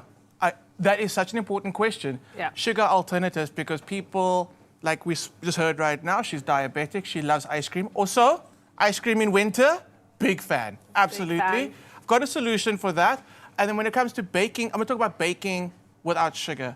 In 2026, we are so blessed because we have options like something called erythritol. It's a little more expensive than usual sugar, but it is a sugar substitute, so you're able to bake with it and get that beautiful sweetness without the things you can't have if you're diabetic. Now, your question about the ice cream, I love this one. Bananas frozen in the freezer and then just blended, one ingredient ice cream is absolutely amazing. And you're not spiking your sugar because it's just the fruit, the sugar's in the fruit. You're not adding any extra sugar. And then I put a dark chocolate, banana and dark chocolate. What a win. It's a good combo. There we go. That's it. So that's the solution for sugar alternative baking and for ice cream. But now what are we gonna make? Because our sweet treat is looking quite healthy. Yeah, so it's a date caramel bar. We've got a base we've already blended up with a whole lot of nuts, a couple dates, some oats. Okay. Oh, so you can basically eat it then? Yeah, it's ready to go. It's not the nicest thing in the world at the moment, but it's edible. We're gonna pop that into a... It's good. I mean, Really if you good. toasted this, you could use it as like a crumble. We've got a pan that I've already like greased a little bit. You can line it, but this is one of those just pops out and opens, so it's super easy. Gonna pour, you can blend it a little bit more so that it's super fine, or keep it a little bit crumbly. Crumbly. Chunky. Chunky. I like it chunky. It's a little bit more of a bite. You pack that down into the base of your tray. I'm just gonna take. Do you mind helping me with that? Oh yes, I work here. Chef Ben. There we go. Okay. Literally, I was like drooling because I was about to start tasting the chocolate. Oh, it's so good. Okay, so this is the base, and we're not going to bake the base. No, it's a no bake. It's completely no bake. Also, like refined, sugar-free. Big fan of that kind of food. It's how my mum raised me. Oh, really? Next to you, perchance. So talk to me about the influence. You just said now how your mom raised you. What was it like in your home? Where did that food influence come from? What was food like growing up? A lot of questions. So my mom is very like whole foods, healthy, and she cooked for us like every single night. She hosted your mom? Yeah. Oh, I didn't know that photo of me was around. That's crazy. I was drama top of my year. Okay. Yeah. So that's what that award's for. We have new investigative journalists on the Expresso team, so they are able to dig in like through all your socials. Is there anything else you want to warn us about now? They're now on 2022. Is there anything on 2022 you don't want us to bring up on screen? Listen, the buzz cut wasn't a great look for me, and like the fact that it's grown out as well. Oh, I didn't notice. Yeah. Okay. I had a serious buzz for my matric dance. It was really good. Okay. And then I had to grow out, and it wasn't so good. So those are the awards you spoke about, drama? Yeah. So she cooked for us, and then when I went vegan, I think to try and convince me not to be vegan, she was like, "Cool, you have to cook for yourself now." And then I learned how to cook, and now I'm here. Okay. So it didn't work the way she wanted it to, but I think it still worked out. I think it worked out the way she wanted. Okay, base is done. Yes, okay, so into the blender we're putting dates. A lot more dates. Fresh dates work really well as well, or you can soak dried dates. Then we've got a little more caramel cream, coconut cream, some ghee, some coconut oil. You can also use completely just coconut oil. If you want it to be vegan, again, we've got a nut butter, we've got some flax seeds in here as well, and some hemp seeds. It's just really good whole ingredients that will benefit your body. Yeah, and great. Looking at it, I feel like it would keep you. I mean, you're not eating Satiated. dessert to be full, No, but I this is feel gonna like help. you'd be satisfied with a small piece. It's quite decadent and rich. Yeah. I mean, I would honestly say, as tiny as that is, it could possibly feed 20 people. I'm doing the maths. Cut it in half, 10, and then yeah, absolutely. Okay, this is gonna probably be loud. Go for it. Oh, I don't know how to work. Blenders always give me a bit of a fry. You know, me too. Oh. Wait, swap sides, swap sides. Wait, there's a button? Is it gonna...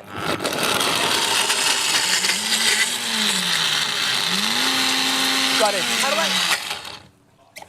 Shake it, skit it, skit it. Do you want this? I've got a tattoo in the side of my lip that says skit for moments like this. Does mom know? Yeah. Dad does didn't now. like it. Dad wasn't a fan. Mum enjoyed it. Is that a chefy term? To skit? When you skit your biscuit? Yeah. Sure, chefy terms. Gotta make sure your biscuits are skits. You gotta make sure your biscuits are... I love it. If you have any interesting tattoos, please take a picture and send it to us on... Just joking. Do not. In funky spots.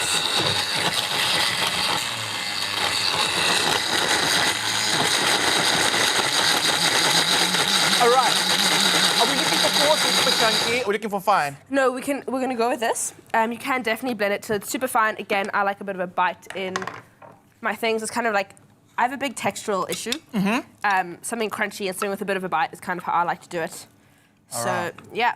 So what we're gonna do is we're gonna spread this along and we're gonna do the chocolate pour in a bit. And I think we have to do a taste, but we're gonna come back for that. There's a QR code on screen, get the recipe now, go to an ad break, but do come back for a tasting. That looks good, Inez. So good. Think it's just another day? Well, not anymore, because I could be pulling up to your door next. Spin and win up to 20,000 Rand, plus an extra 2,000 Rand if you have a World Sports betting account, and another 2,000 Rand if you can hit a small dance challenge with me.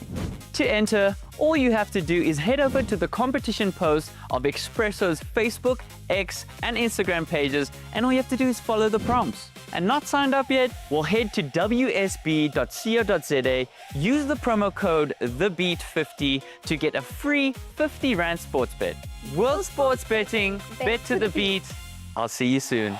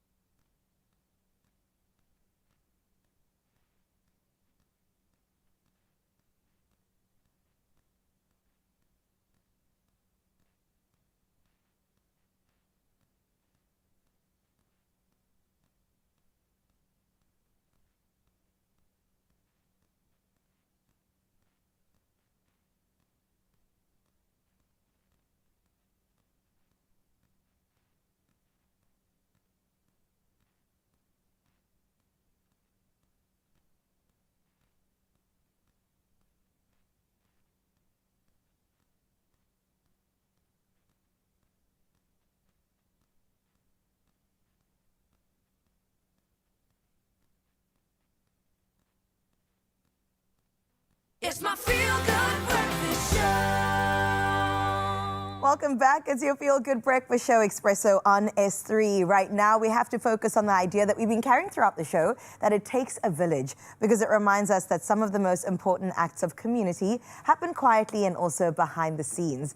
Now, South Africa marks National Blood Donor Month. We welcome back Marika Kali as well as Sister Sybil Jacobs, who join us to explain why a simple blood donation can help save lives and why the Western Cape urgently needs more people to definitely step forward this winter.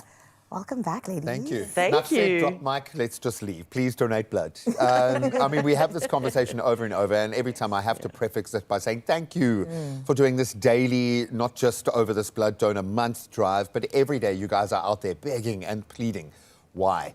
Why are we always on the line? Break down the reality of how much blood reserve we have right now on this day. So I think the big thank you goes out to our blood donors. They are the ones carrying us through. It's not just, we give the service, but it's our blood donors. And thank you so much. I think in this month we celebrate all our blood donors. And we say thank you to each and every one of them. We in the Western Cape want to have a 5-day blood stock supply. And we need to collect around 700 units every single day. Of course, stocks fluctuate. Unfortunately, we have been struggling with our O blood group. O positive, O negative is the universal donor, so there's more demand on that blood group.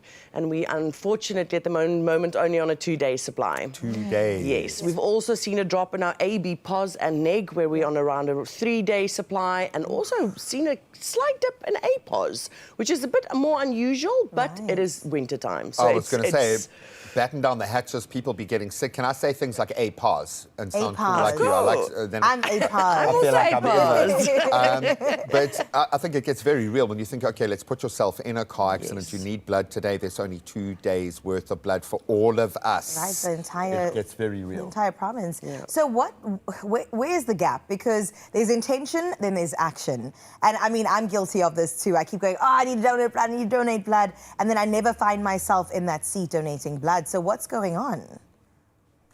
Well, I think there's a lot of misconceptions, you know, and one of them is that it's painful. Well, I want you to demonstrate. If you put your nail under the other nail, you know, and just hurt yourself a wee bit, that's the amount of discomfort you have, the needle going into your arm. Probably won't even notice the needle going in, to be honest. You probably won't even notice. It is that minuscule, a nanosecond of it. So that's one of the misconceptions. The other misconception is that you might just faint, and people don't like the loss of control, you know. There's a wee bit of weakness, but we started the process by giving you a nice salty snack to maintain your blood pressure. We give you fluids throughout the donation to maintain that and look after you thereafter. So that is one of the other misconceptions. The third one, people think they've got chronic illnesses and they can't donate. So your blood pressure, high blood pressure, if you're maintaining yourself well with your medication, you can come and donate. If you've got diabetes, you're taking medication or insulin, you can donate if your blood sugars are controlled. So there's lots of, you know, and we can deal with the fears. We've got enough staff available to come and take care of you. And it's free, you know? And it's free. And you're also a part of something amazing. You're literally going to save a life. And I think that hits home whenever I'm in those situations. And I've done crazy things in my life and had to rely in these moments on the village. Yes. And this is the ultimate expression of it takes a village. I think there is also this misconception that if I'm not doing it, someone else will. Right. Someone else will take care of this because this kind of feels like a bigger picture thing. Someone should be taking care of this, right? Yeah, I think that's one of the biggest misconceptions, that people think there's enough blood donors. There's enough people. It's not an in the official Western thing. Cape. Unless you are one, it's probably not going to happen. So we, as a blood service, the best place to be in is to have at least 1.2, 1.5% of your population to be blood donors. Unfortunately, we're only on a 0.9495%. So we really have quite a stretch to get to 1%. And 1% then would be a little bit more healthier. But you always want to get more in order to meet the demand. Completely. So, And we need those special bloods. So we need the one that's in most demand. What's the most special blood that we need that's most in demand? So I think O? So O pos and O neg, because it's the universal donor. So that is used a lot in trauma situations, where in other situations we would do blood group, or we would do the compatibility, and then you'll actually receive the unit of blood. So if you're A pos, you'll get an A pos unit. If it's So what keeps the donors that have been going and going, what keeps them coming back? I mean, they need to, the biscuits, the snacks. How do we encourage more people to get out there? Because there are people that do it all the time. You know, one of the things that we have with our regular donors, they understand that life is fragile. Things change in a minute.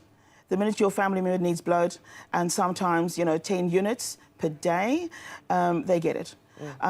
Altruism, we have the committed donor that comes because they understand they want to assist the community, help strangers. And that's what we get from our regular donors, and we can't say thank you enough. So, I think that's what we need to install. That this is the last bastion of giving, not receiving, but understand that you're taking care of a whole community, and we need more of that. Your own children. Correct. And when we talk about it takes a village, and you do not stop saying thank you. Anyone who's done this, you will be thanked a lot as you go through the process, and you will be allowed an extra biscuit if you ask for one. I have asked. There is something special that happens within the space internally as well, and we heap a lot of praise on those that step up every day. But why do you do this? Why was this, for you, the purpose of your life? It's a way of giving back. It's a way of making a difference. I think as a blood donor myself, sitting on the chair and not asking somebody to donate, I feel that if the fact that I can know, I don't need to know your face, I don't need to know who you are, but just being able to know that somebody out there is holding their baby today. Exactly. Somebody is walking down the aisle with their child, with their daughter. Somebody is 75 and they are having another birthday. Like that to me is so profound that with one donation you can save up to 3 lives. And it takes 30 minutes of my time. That's it. That's it. I can give something of myself. My body makes up the blood within 48 hours. Right, you're good. Like, I'm good. I drink a little bit of extra water.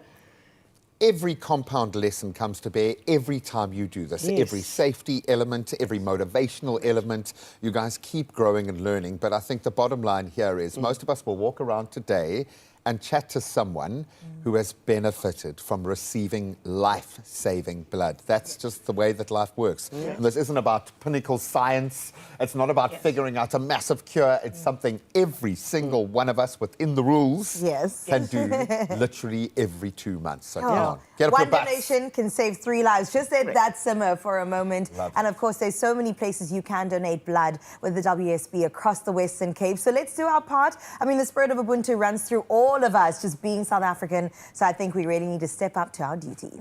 Absolutely.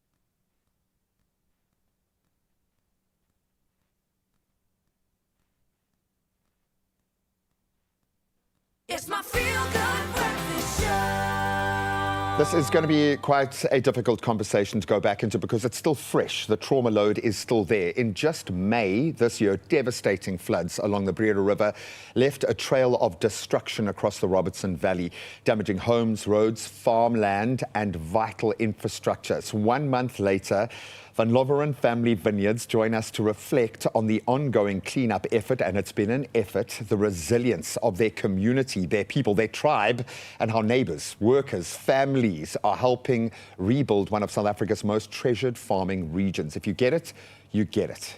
I feel like I should ask you, how are you? Are you okay?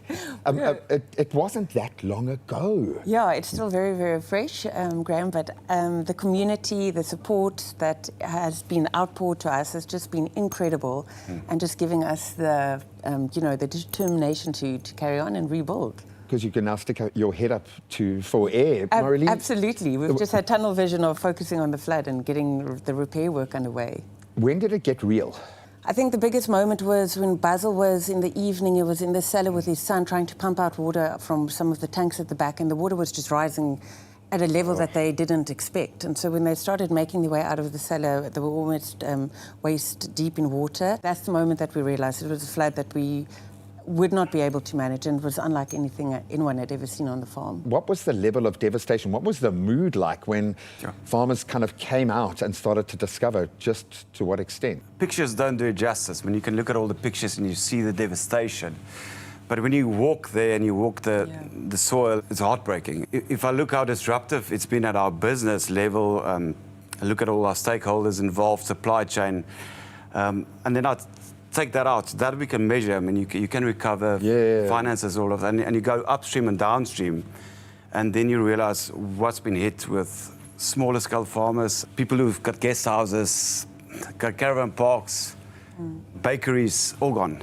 The small to medium lifeblood that we rely so heavily on in these ecosystems. Yeah, correct. What was that first reaction like from the community? What did triage look like in those first few days? It was incredible how quickly the community started supporting everyone there. Just for Van Loveren, we didn't even ask for it, but food parcels started arriving, blankets, warm clothes, practical supplies. Businesses were lending us equipment to start with the cleanup operations, which was on an enormous scale. Where do you even begin? I'm looked at some of those photos.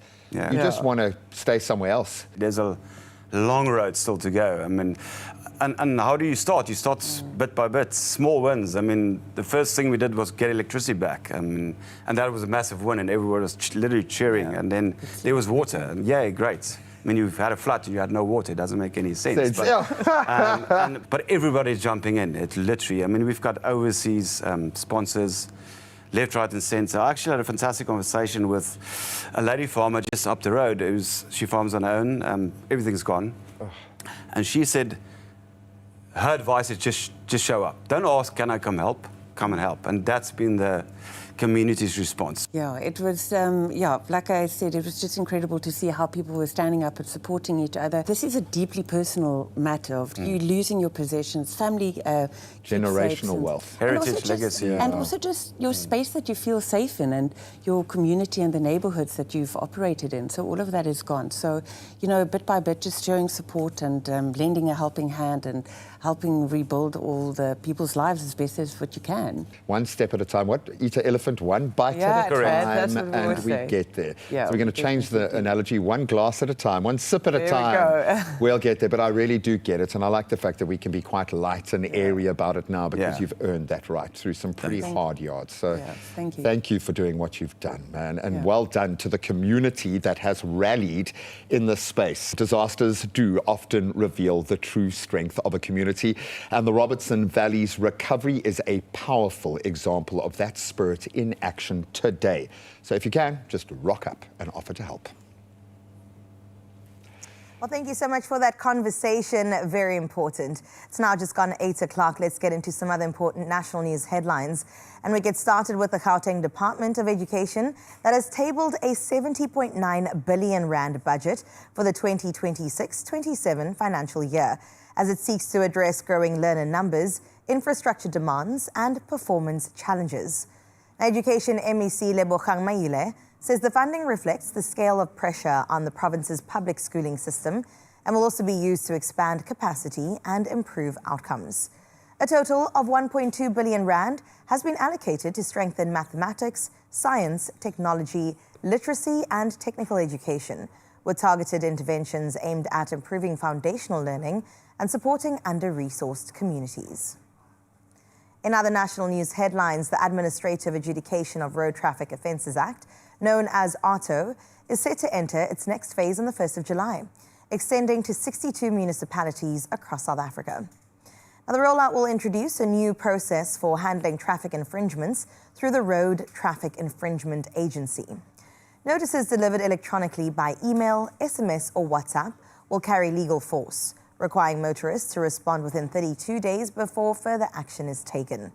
Now, the demerit point system will not yet be implemented, with authorities focusing first on the new infringement and enforcement procedures. Let's take a look further afield now at your international news-making headlines, where Kenya has ordered an immediate halt to preparations for a US-backed Ebola quarantine facility at Laikipia Air Base following a court challenge and also growing public opposition. Now, Health Minister Aden Duale informed the High Court that all construction and site preparation would stop pending further legal proceedings. The facility, intended for potential US citizens evacuated from the Democratic Republic of Congo, was planned with about 50 isolation beds. Now, 3 people have died in unrest linked to the project, while critics have raised concerns over transparency, but also consultation.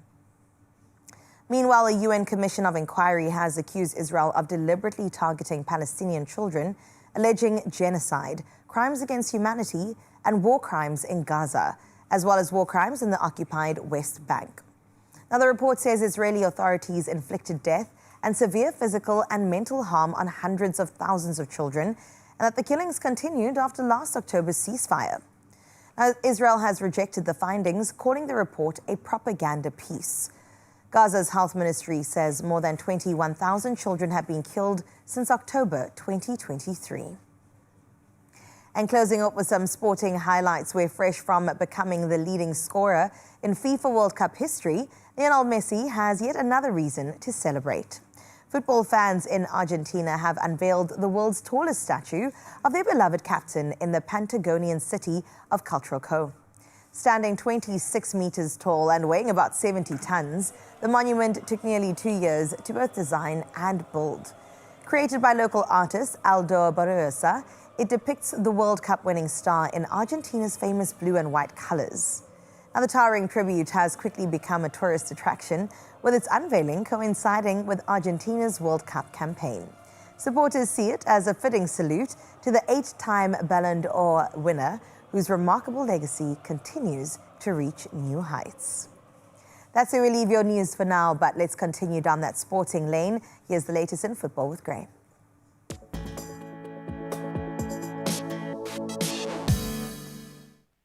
Well, yes, some are focusing on the most goals ever scored at a World Cup. We're focusing on the goals that didn't come. Ghana boosting their FIFA World Cup hopes massively with a disciplined goalless draw against England, one of the favourites, I think, in Group L.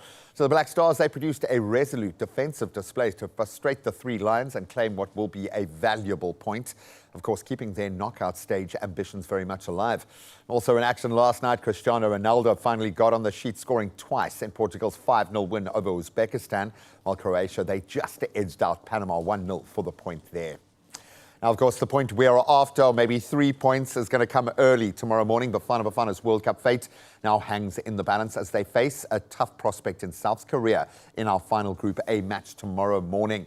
South Africa head into the clash, bottom of the group on just 1 point, needing a victory to safely reach the round of 32. A draw would leave a lot of questions, and Hugo Broos' side relying on other results and goal difference to progress, which is not looking good at this point. Tomorrow's match kicks off bright and early, 3 a.m. South African time. Now let's hop into the other World Cup lane as Australia moved a step closer to the ICC Women's T20 World Cup semi-finals. That was after absolutely hammering Pakistan by 113 runs yesterday. Elise Perry starring with an all-round performance, smashing 71 as Australia posted 199 for 7. Pakistan never found stability or traction in their chase, bowled out for just 86. That victory keeps Australia terrifyingly unbeaten in the tournament so far. Now let's get back into motorsporting action, at least this time off the track, as reigning MotoGP world champion Marc Marquez has now committed officially his future to Ducati after signing a new 2-year contract extension that will keep him with the factory team up until the end of the 2028 season. The Spaniard enjoyed a remarkable comeback campaign in 2025, securing his 7th MotoGP title with Ducati. Clearly there is magic in the water and he ain't going nowhere. Well, maybe that inspires you for the traffic ahead. Let's get the latest on the traffic and weather front.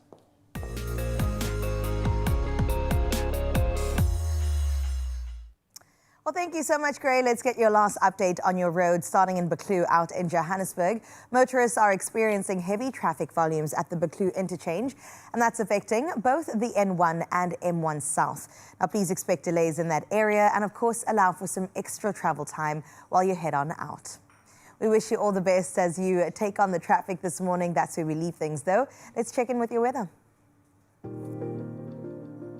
Out in Polokwane, it's mostly sunny skies that make for a pleasant Wednesday on your side of town. Temperatures will climb from a cool 8 degrees, and then it warms up to a really nice 26 as your high. Now, the sunshine continues through the rest of the week with highs easing to 23 on Thursday and staying in those low 20s through to the weekend.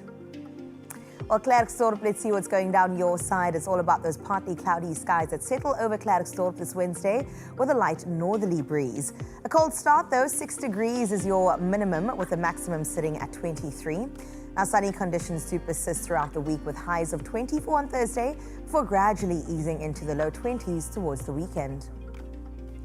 To Pretoria we go, where sunny skies and a gentle southwesterly breeze make for a fine Wednesday in our capital. Temperatures range from a cool 9 to a pleasant high of 23.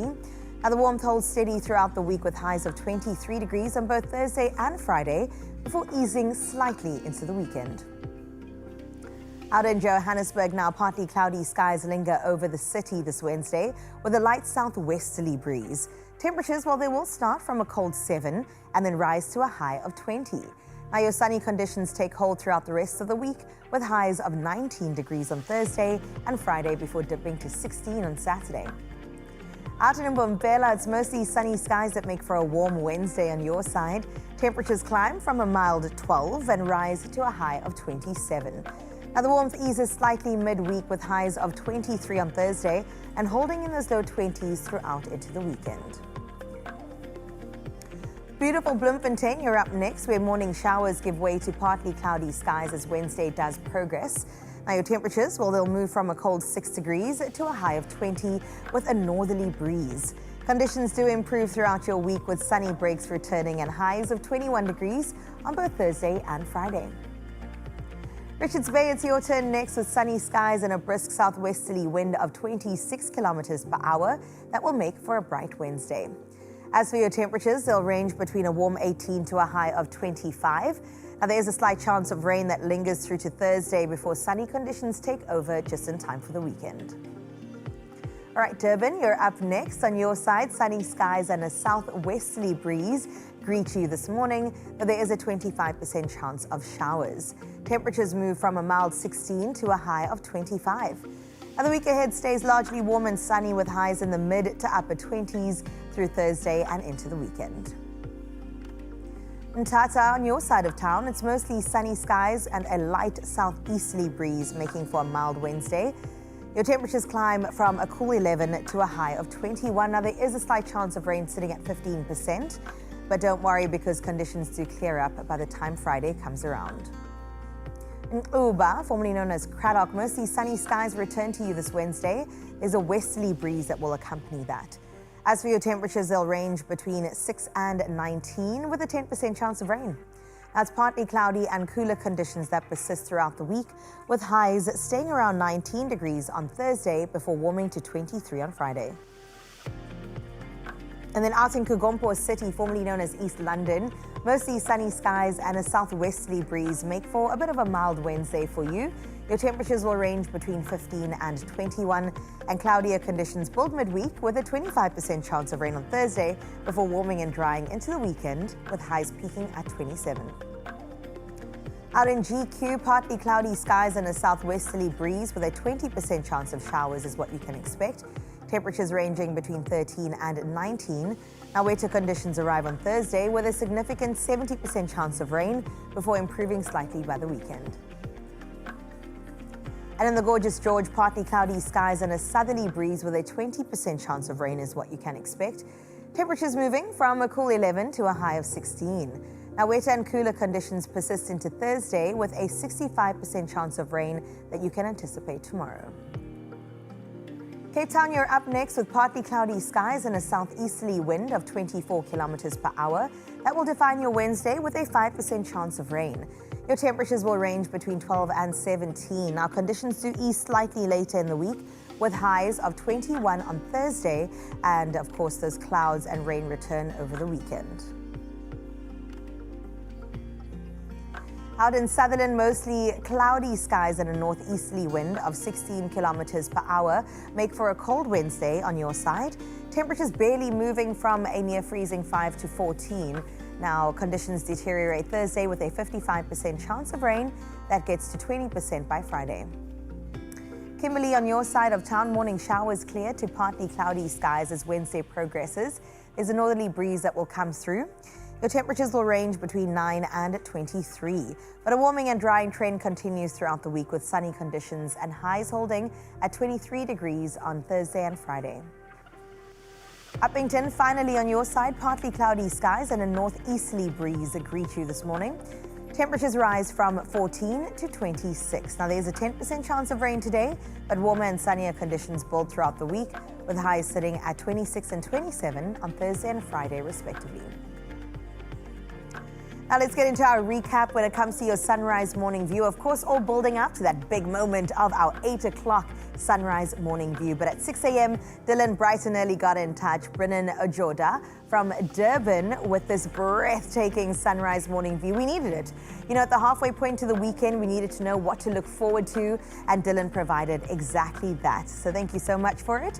We jumped over to 7 o'clock where Ivory Christopher from Mbombela sent this beautiful image. And that reminds us that Mbombela is the place to be today because 27 degrees is what you can anticipate. Great weather lies ahead for you. Let's see if the same holds out for KZN. Jenny Lee out in Waterfall in KZN sent this beautiful morning view. And Jenny Lee, I mean, that looks like a snapshot out of the new Lion King movie. Maybe they'll shoot it right here on your doorstep. I will tell you that 25 degrees is what you can expect on your part, but I expected nothing less coming from KZN. A beautiful way to get into the final hour of your Feel Good Breakfast show, and thank you so much for getting in touch. But let's get straight into it.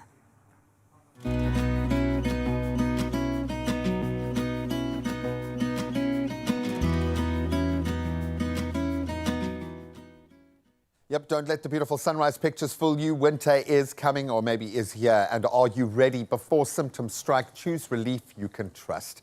For coughs, for croup, for bronchitis, keep Lennon Bore Stripples handy. Then for relief of coughs and chronic bronchitis, keep Lennon Turlington. Then keep Lennon Cough Mixture to relieve phlegmy coughs, and then Lennon Vit Dilsies for relief of colds, fever, and even mild asthma attacks. Choose an original Lennon, timeless and trusted since 1898.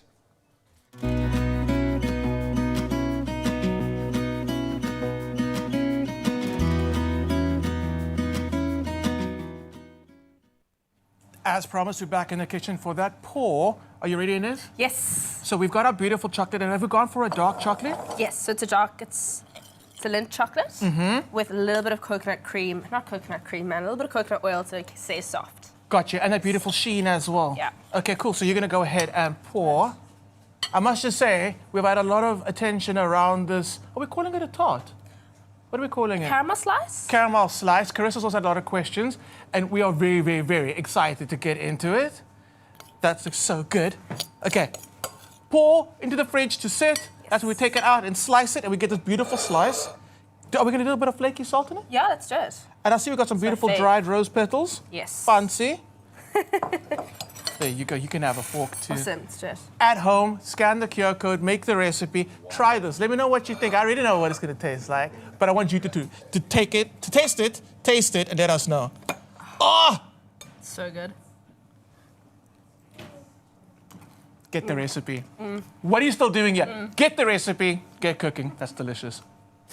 That's been an amazing colouring hotline bling.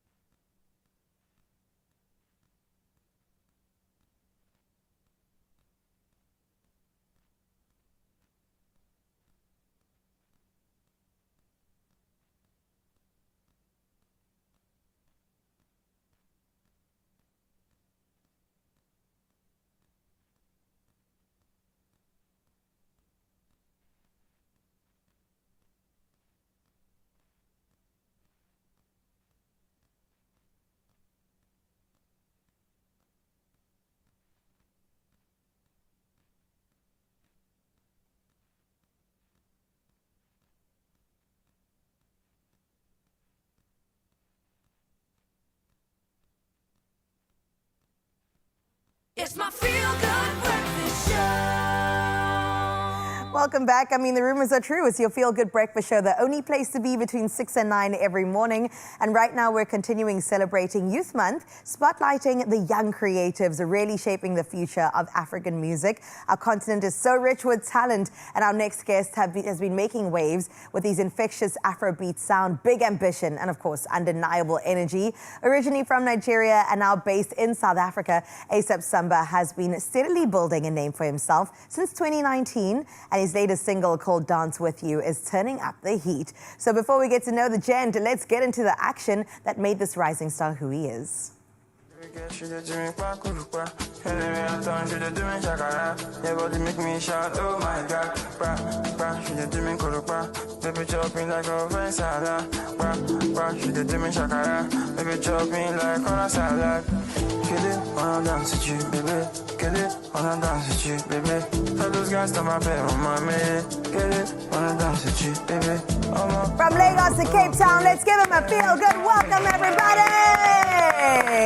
Yes, that's the vibe we're trying to bring into the weekend, right? Yeah. Welcome, A$AP Samba. Thanks for joining us. Thank you for having me. Oh my gosh. Okay, so you started your journey in 2019, yeah. Pre-pandemic, before we all knew something was gonna go down crazy. But what your story interests me, what interests me about it anyway, is that the spotlight wasn't on you. You were writing for other friends, you were collabing before you stepped out into your own voice. Right. So tell me a bit more about that journey. Well, it wasn't easy because I was antisocial at that time and I didn't know where to start from. So I've had friends that have been in the industry for a long time.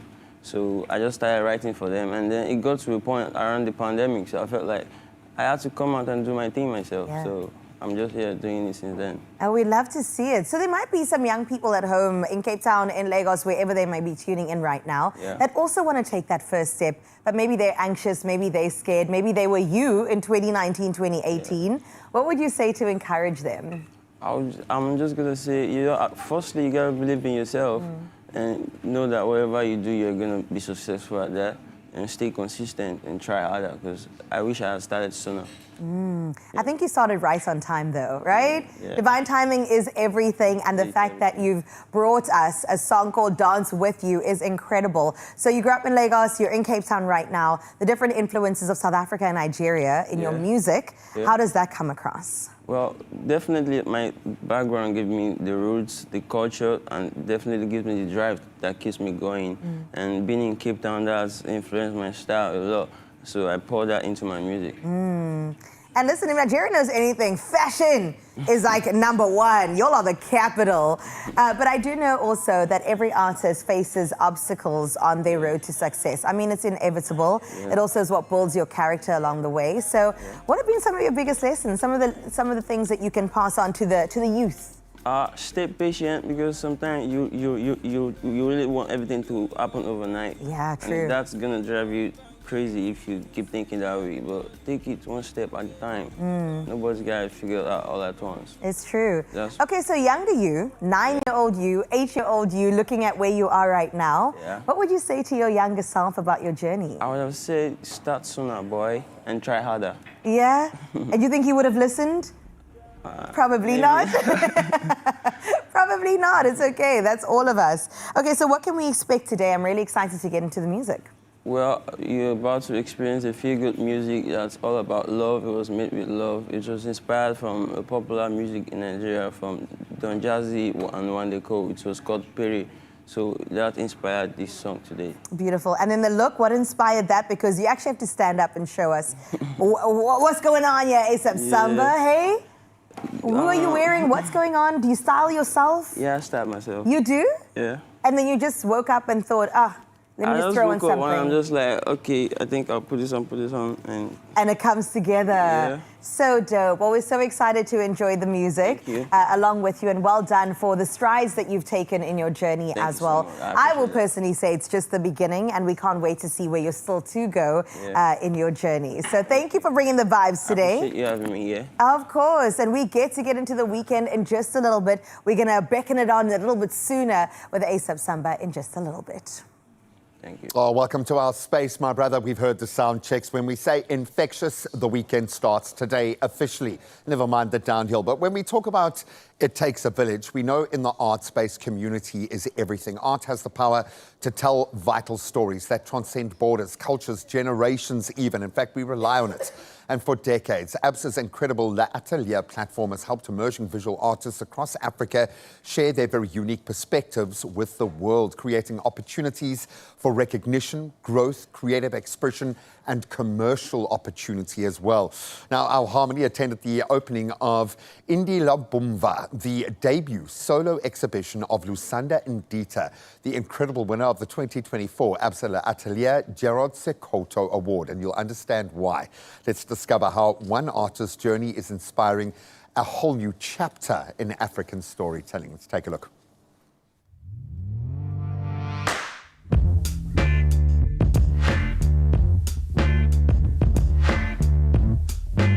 There's something special about a bank that goes beyond banking, one that invests in the next generation of creative talent. And tonight, we join ABSA and partners as they celebrate the opening of Indlela Ibomvu. It's the debut solo exhibition of artist Lusanda Ndita, winner of the 2024 ABSA La Terrière Gerard Sekoto Award. And you are our esteemed guest. Dr. Paul, tell us a little bit more about the ABSA La Terrière art competition, as well as the Gerard Sekoto Award, and how they form part of the prize for the ambassadors. The ABSA La Terrière is a pan-African art competition. It's open to any young artist, age 21 through to 40, whether professionally trained, self-taught, in the 12 countries across the African continent where ABSA has a presence. And every year we do an annual call for entries. And all an artist requires is access to the internet, cell phone, upload the entry into it. And for us, it's a way of showcasing and celebrating artistic talent across the African continent. Why is it important to have a solo exhibition for the ambassadors? What it does is it's a culmination of their blood, sweat, and tears. It gives them a platform for them to share their story. But 2 years after winning the award, we then grant them this opportunity of pulling together a body of work. You know, it's one thing entering 4 works or 5 works for the ABSA La Terrière. What we're now asking the artist, like Lusanda, is to pull together a body of award-winning work. And for that, you're stretching the artist, you're taking them out of the comfort zone. But at the same time, you're allowing the artist to now stand up and say, I've arrived, I'm here, take notice of who I am. Odysseus, as a lover of art, how does it feel for Gallery Momo to be hosting Lusanda's solo exhibition? It is quite a privilege and it is quite an honor for a gallery like ours to be able to be the first gallery to showcase the work of an emerging creative like Lusanda Ndita with his first solo through the Absali Atelier platform. You know, Gallery Momo has been in business for 23 years and we have over the years engaged and showcased the works of some emerging artists who've gone on to do amazing things, and it's what we hope for Lusanda, that we'll be the first gallery to launch him into the space and be able to showcase his work at such a level. Indlela Ibomvu, I love that name. Tell me what inspired it and also your solo exhibition. Indlela Ibomvu is a Nguni idiom. So loosely translated, it means the road is ready to be traveled. And then for me, I was thinking about the journeys that my grandfather and my elderly men took to go to the cities for work. So Indlela Ibomvu is that concept of thinking of that road that's ready to be traveled. You've got incredible pieces here at your exhibition, but is there one particular one that is close to your heart? No, because what you're asking me is the same thing to ask a parent, which one is your favorite child? You know, which doesn't exist. But this work, you know, Babiziu, they've been called, you know, conceptually it speaks to the whole work. Because the cutting out, you know, I'm taking something out, but there's a presence in the taking out. So it's that duality of presence and absence. So this one kind of explains that concept, but it's not the favorite child.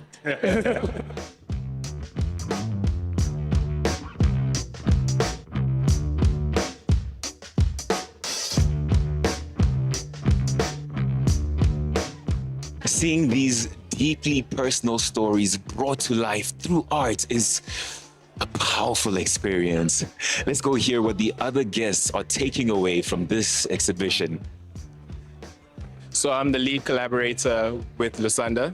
I function as his hands, his technical hands in making the prints, because he's more, like he said, an analog photographer.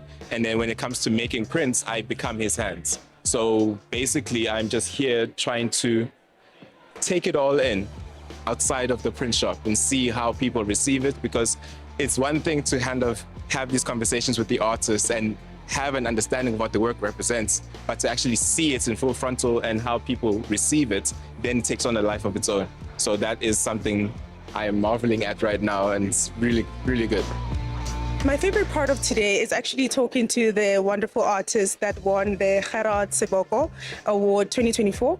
He is just incredible. Just being able to get a little bit in his mind was inspiring. So what's the one thing you learned in Paris, the one word you learned in Paris? No, apparently I look like a Parisian. Apparently. But the one word I still have in my vocabulary is ooh la la. Ooh la la. And I think a lot of people, when you're looking at your artwork, they're going to be saying ooh la la. The exhibition explores themes of identity, of memory, of family history, and I really think that this is important. This speaks to me because I believe that it is important for you to know where you come from in order for you to have a good idea of where you're going. Tonight is proof that Absa L'Atelier is more than just a competition. It's a platform for artists to share their stories, to spark new conversations, and to inspire new perspectives. Now that's the power of storytelling.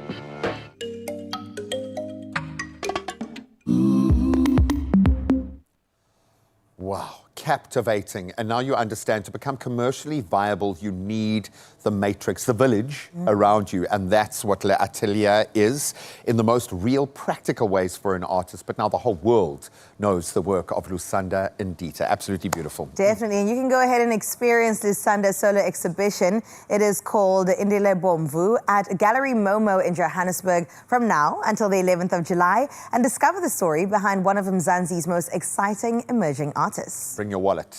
Bring your wallet. This is when you want to plug in, because every artwork begins with a story, and we know this. Your story matters.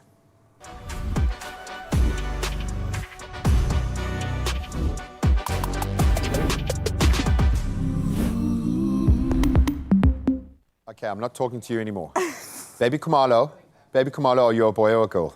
Come on, you know, guys. There is an auntie out there, a gogo, who's looking at you, who knows 100% Without me exactly, saying anything. Without anything. Well, we don't have that level of intuition. We don't. So I'm going to try every trick I could investigate online to figure out what this bubba is. Okay, are you ready? Old wives' tales. We're going to go through every old wives' tale. We'll even do the ring that is supposed to swing or circle. Oh my gosh. Every test we are going to try. We're going to be loading up 2 little jars of marshmallows, and by the end of it, we will have figured out who Baby Kamalo is. No, it's a massive moment. My girl, how are you feeling? I'm feeling this good. Is really cool. I'm just like, is it a girl, is it a boy, or is it both?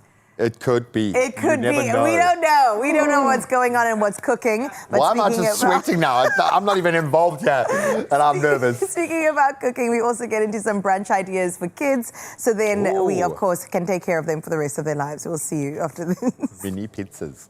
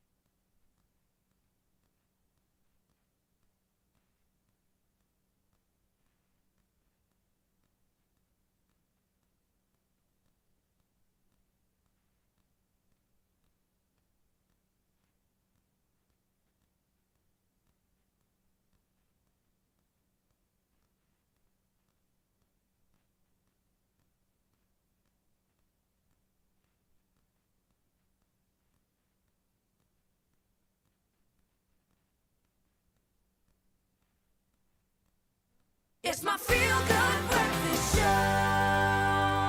Is it a boy? Is it a girl? We just don't know. It takes a village. It's going to take a village to raise baby Kamalika, and the village is ready for you, my friend. We are ready for you, girl. I've heard. Before we figure out, though, and we're going to do the actual reveal, we wanted to get more of your predictions in because everyone's got an opinion. I know this because everyone keeps stopping me in the street to talk to me about this, okay, which is cool. So we put it to you guys. What is that prediction? Let's see what the peeps are saying. Luna Sylvester weighed in Brighton early this morning. My prediction is a team boy. The father looks very happy, so it's team boy. Listen, man, have you seen his wife? He's going to be happy every day. He's going to be happy every day. Well done. Then we've got Vera saying, a baby girl bubbly like you, Carissa. Aww. Is the world ready? Is the world ready? Are there enough bubbles in the world? I don't know. Janine Schuller, Stephen saying, good morning. A boy is my prediction, but wishing for a healthy baby. That's right. Irrespective of the gender. And I've been enjoying those comments about healthy baby because... don't be all grown up about this now. Now Either a boy or a girl. Come on. No, 100%. All of this is just fun and games. It's all fun and games. Let's squeeze in one more from DC class. Team girl. I can just picture a beautiful little princess with Carissa's smile lighting up every room she enters. Aww. And stealing hearts from day one. This is actually going to be quite a tough thing to get to, but this is amazing for you, man. Okay, so baby Can we figure it out? is a... I'm joking. This is so... Okay, we've got the thing, and I'm ready for that. So we can pop I don't want it. to touch it just so yet. we've got the rings. You're not allowed to touch anything other than the marshmallows right now. All right. So what we're going to do is we're going to literally go through and check. She breaks the rules immediately. She's moving it. I can't reach. Taking control as a mama should. Okay, you've got to own your situation. So I'm going to ask you some old wives' tale related informed questions. You're going to pick a marshmallow based on and put it in the corresponding jar. Okay, so we'll make this our blue and our pink marshmallow jars. Okay, are we ready? So first thing we are going to get into is morning sickness. All right. So if this applies, you are going to put a blue marshmallow. If not, then If I've had. Okay, so morning sickness. What morning sickness? No morning sickness? No morning sickness. No morning sickness at all? No morning sickness. Oh, well then wrap a blue marshmallow. A blue one. Wow, I told you guys. I've been telling you this all along, okay? Let's talk about cravings. Okay. Where do you keep the chocolate cake? I love me chocolate cake. Or pass me the lemons and the biltong, please.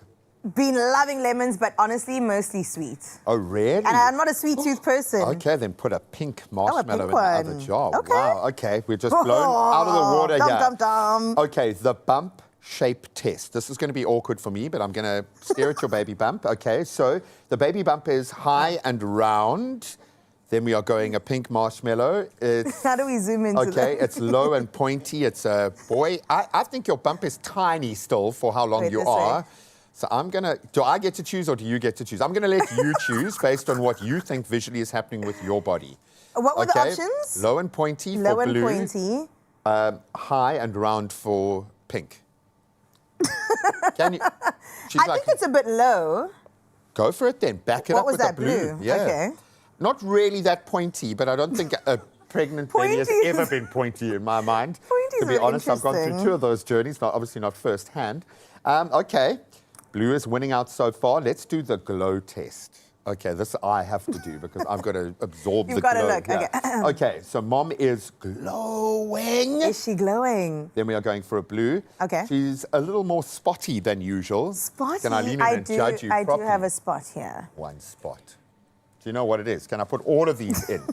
All of them in. I'm going to put one of those because you are glowing and you have been glowing. And I think our conversation kind of stopped the second I noticed your glow. True. Because then we just couldn't talk about it because Yeah. we knew what was coming. Because you okay? knew. And I was like, Graham, you're I ruining like the the glow. fun. He's Exactly. like, but I've been knowing. No, it was like that when we found out about our baby, I just stopped talking to people because I knew I would reveal it. So I would give it away to someone. Okay. Pretty good. So far. So far. The blues Team Blue are is really winning. winning. Can How we do the interesting. final divining Okay. test? Okay, I'm gonna. Oh, is this the final test? This is the final test. Oh my Okay. gosh, what's happening here? So we are gonna swing this around. Well, I'm gonna just hold it above your belly as unawkwardly as possible. And this is how it works, okay? If it swings in a circle, it's a girl. Okay. If it goes side to side, it's a boy. And I'm gonna try not to do. I'm not doing anything. What is I it doing? am not doing. It is swinging. It is swinging from side to side, and I'm not. That's doing just that. the energy. That's the energy. Okay, Side right to side there. means? Boy. Another blue Sure, marshmallow. Another blue one. Whoa. Okay, well, look, the old wives have spoken. Thank you so much, old wives. I'm not an old wife yet. Okay. I don't think you'll ever be an old wife. Turn and turn. Okay. Are you ready? Sure. I know I'm not, but I'm so excited. Okay, I think I We got to can do aim it there. In 3, 2, 1. Baby, come on over, Oh, I've never been so happy to be so wrong. Congratulations. Oh my goodness. Oh my I'm goodness. going to be a girl mom. Oh, you're going to be an amazing girl mom. You're going to be an amazing girl mom. What happened to the old wives? Oh, well, I'm so glad that we were able to completely shoot that out of the water. I was way off. You've been Everybody has been way off, besides Pete How and have Chad. you not spoken about this? Because been tough. everybody has had a chirp. It's been tough. When I kept it from my mom because she chats, and as soon as I told her, everyone knew. Oh, no, but thankfully, no one here knew Your too skin much. is awful, man. I just haven't wanted to say anything this whole time. No. You are looking amazing. Clearly, the energy is in the right place, but emotionally, you're going to have to repeat your life right now. You've got a young girl Wait a to live minute. vicariously through every day. Now, how did it make you feel? Does it feel real It feels now? big. It feels very big. I think there is I wouldn't say detachment, but I mean, I'm still living my life and You there's are this two thing separate growing. beings, right. yeah. And the more I got to know about her, I think from the first scan, my man's like, that's your head. I know it's a girl. I was like, wait, what are you trying to say about my head? And I think it's just becoming real that he's going to be a girl dad. He's going to be an incredible girl dad. And I get to do this again, like you're saying. Fix the mistakes from the past and instill some new values and rules to live and Well, ways to here's the be. thing. Okay, baby Kumalo, we don't know your name just yet. So No. you're going to be That's the for next a few reveal. more months. Okay, don't worry. You're still going to be Baba Kumalo, and we all are happy that way. But She's probably going to watch this. Probably. Years from now, so we love you, baby girl.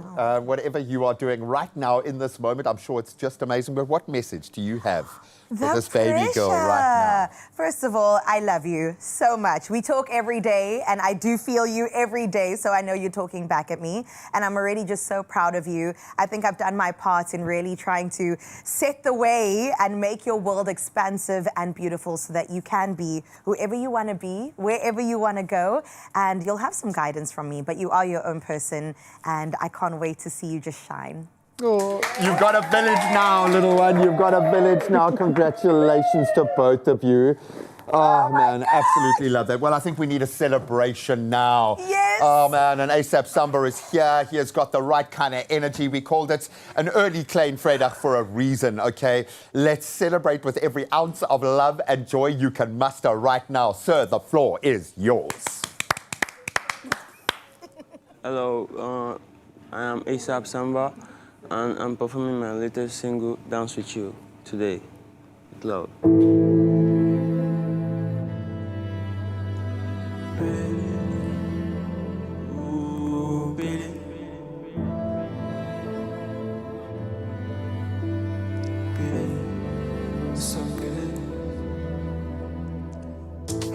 Wanna dance with you, baby. Kill it, wanna dance with you, baby. Tell those guys to my bed on my minute. Kill it, wanna dance with you, baby. I'm on a rope, kill it. Every time I bed on my minute. Kill it, wanna dance with you, baby. Kill it, wanna dance with you, baby. Kill it, show you what I'm doing. Make you follow me, go, baby, just a shot. You know I ain't playing, money my best shit. Money on a single, you know mama shit for that shot, mama shit for shit. You know I ain't playing when I told ya.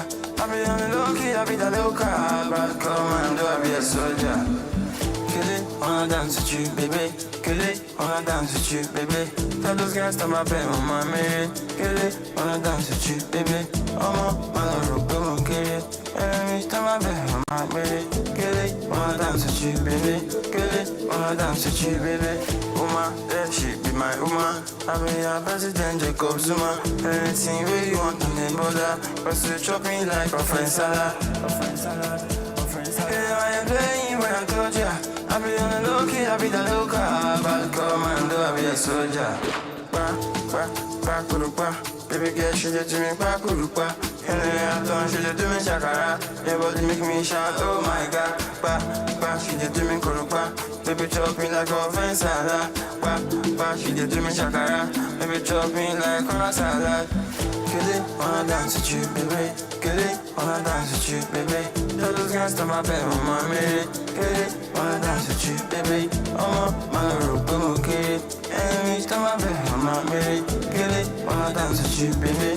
Kill it, wanna dance with you, baby. Kill it, show you what I'm doing. Make you follow me, go, baby, take a shot. You know I ain't playing, money my best shit. Money on the single, you know mama shit, for that shot, mama shit, for shit. You know I ain't playing when I told ya. I be on the low key, I be the local. But commando, I be a soldier. Beautiful. Only you can make my day.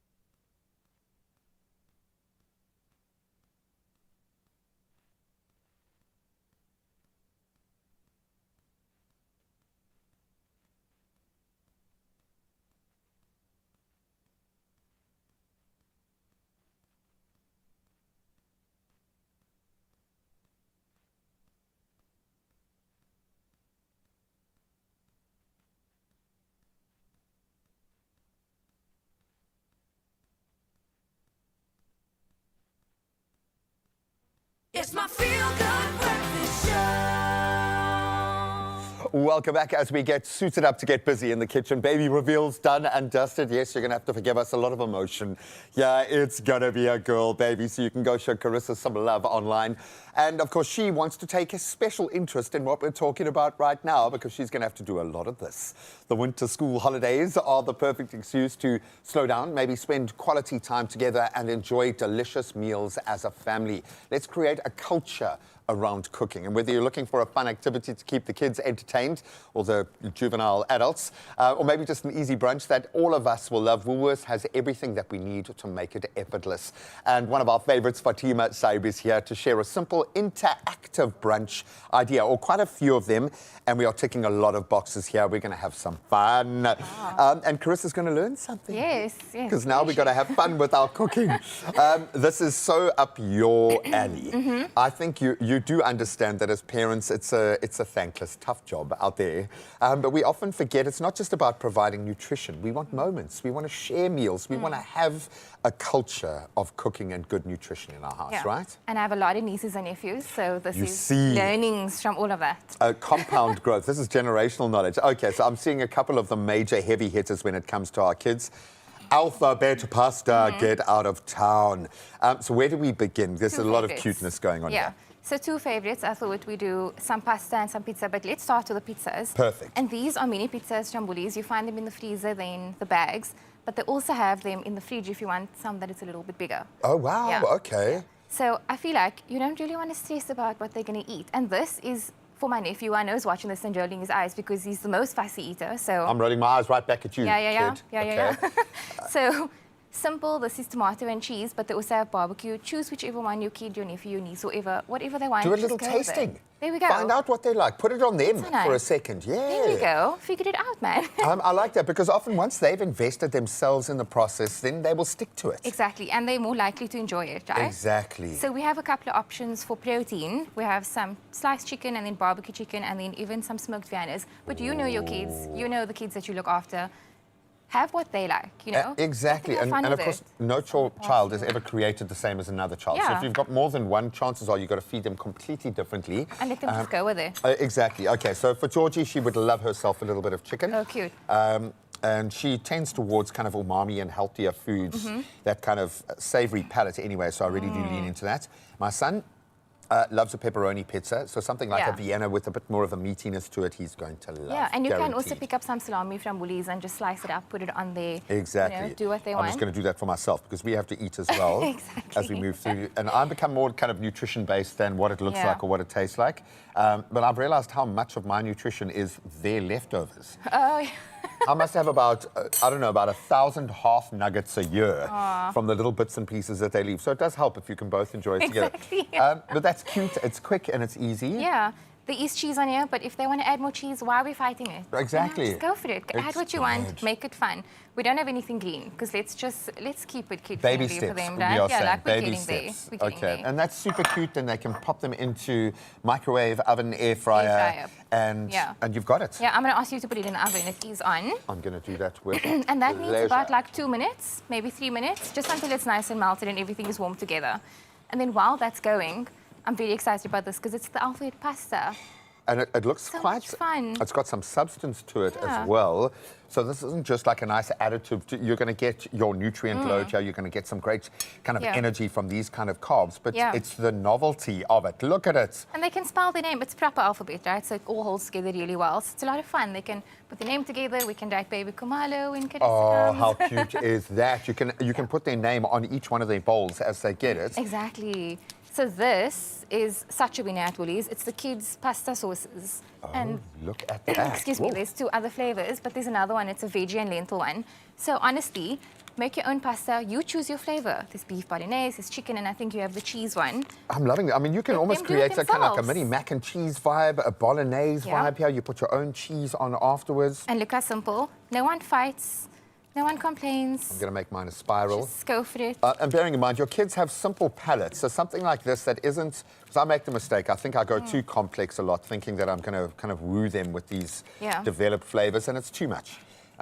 So for them, something that's simpler that they can kind of relate to, it really does help the battle. And you know what's great about these is that there's hidden veggies in all of them. Ah, you see. So it's not just pasta. There's something sneaky going on there, and it works. We should have told all the kids to turn away while we said that. Sorry.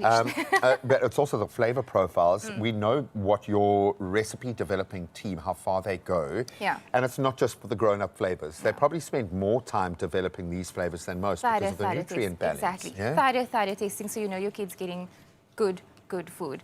And you know what? They can eat it like this. If they want to add some leftover proteins, we have that. We have some beef fricadelles, which I mean, mine is a beef bolognese, so I'm gonna actually, because I know some what over. I would like, and I know what my son would like. Yeah. With the cheesiness, some Viennas. There's the reason why we like our cheese grillers and that kind of yeah. flavor profile. Absolutely beautiful. And then I'm also going to add a little bit of cheese on mine.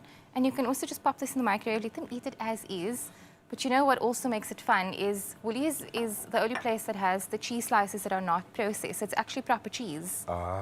So get a cookie cutter, get your cheese slices, and let them make their own little shapes. Stars, hearts, dinosaurs. Let them just have fun with it. Put it on the pizza, put it on the pasta, and then you have your own imaginative little meal. And there are so many creative ways of approaching this. Like for school lunches and things like that, I try and do it all the time just to keep it interesting for me, never mind for my kids, because doing the same thing over and over. Children are creatures of habit, and there's a reason for that. It's a safety, it's a security. Their body is telling them what they need based on what they know. Yeah. So if you're going to push the boat out and experiment, do things that are relatable, that they can connect to. But what we've started teaching them is how to make their own pasta, how to make their own mac and cheese, how to make their own spaghetti and meatballs kind of vibe. Just get into the idea. I love that. Can you get the pizzas out of the oven and we can see what they look like? And you know what, actually, if you have a little bit more time, because I know it's school holidays, right, and a lot of parents are working, but if you are taking leave, that's looking great. These are so incredible. It's the mini pizza mixes, and you just add water. So get them involved in the kitchen, get them away from the Xbox. I'm again looking at my nephew. Yeah, get and them away the from the grown-ups as games. well, yeah. And spend some time together. Do your own thing, make little pandas. It's super, super cute. And this is the voyage of discovery. This is where the joy of cooking, the culture of cooking that's going to last them for the rest of their lives, the stuff that they're going to impart with their kids, this is the magic. This is where you need to give the space and time for that to happen. It's where the memories happen, eh? Absolutely beautiful. Well, Carissa, I hope you got some great ideas, my friend. It's not all hard slog. You get to enjoy the rewards just like your kids do. But I think we often forget how important these moments are. Find the space to enjoy. Let your cooking live and breathe within the kids' world. Don't just give them food. Let them be a part of the journey. And we're going to find so much fun. These two recipes on expressoshow.com as a jumping off point, but hopefully a lot more inspiration at Woolies. Make the most of these winter school holidays with a little bit of fun and Woolies' delicious range of super convenient quality ingredients that make cooking together so much easier and so much more delicious. And you can shop literally everything you need and a whole lot more that you didn't even know online or using the amazing Woolworths app. I'm going to try one of Jack's honorary pizzas, if you don't mind. Let's do it. Because it just looks great. I would normally put way too much salt on, but it's for the kids. I'm actually going to try this. Huh?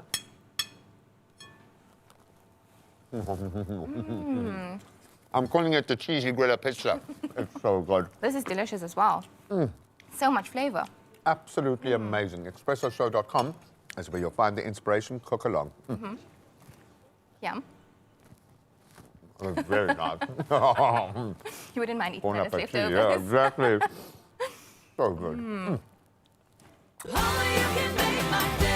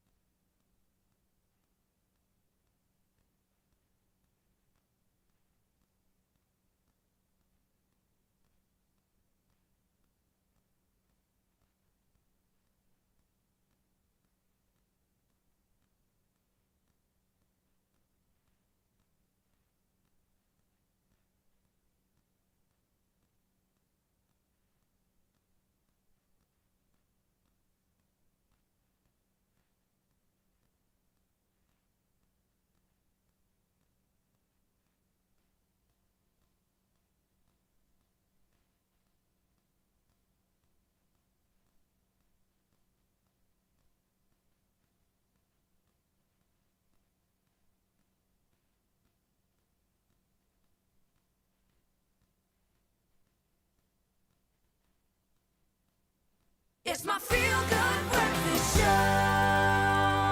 Welcome back. It's a girl. In case you missed it, baby Kamalo is going to be a baby girl. We are so excited. I think I'm more excited than you. I know you've had some time. I've had 6 months sink of in. knowing. Exactly.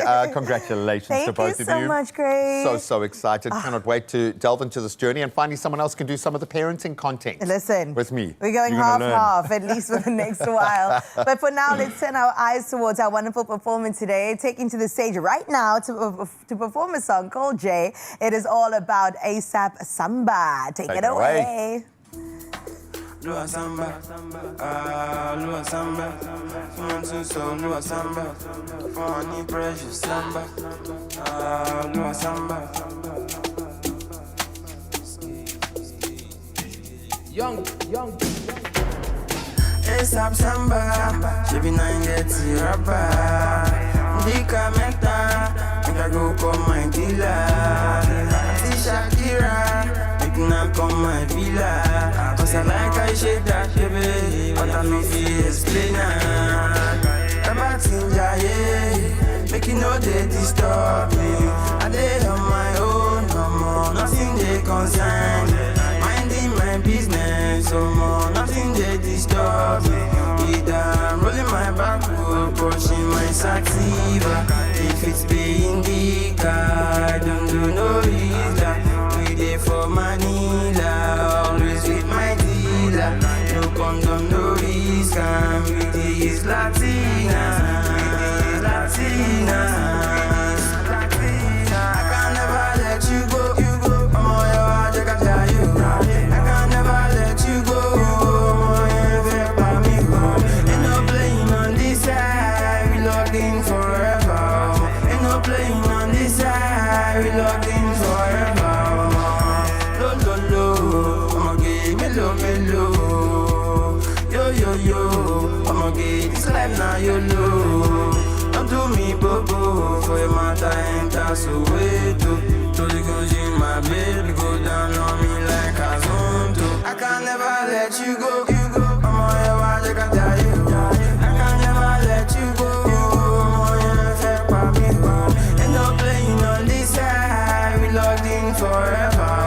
Ain't no playing on this side, we locked in forever. About Tinja, yeah, make you know they disturb me. I dey on my own, no more, nothing they concern me. Minding my business, no more, nothing they disturb me. Either I'm rolling my backwood, pushing my sativa. Man, come on. ASAP Samba, everybody. Oh, download. Congratulations, Kumalos. We absolutely love the fact that a baby girl is on the way. Go show us a love online. We will see y'all tomorrow morning. Goodbye. Adios. Welcome to the world.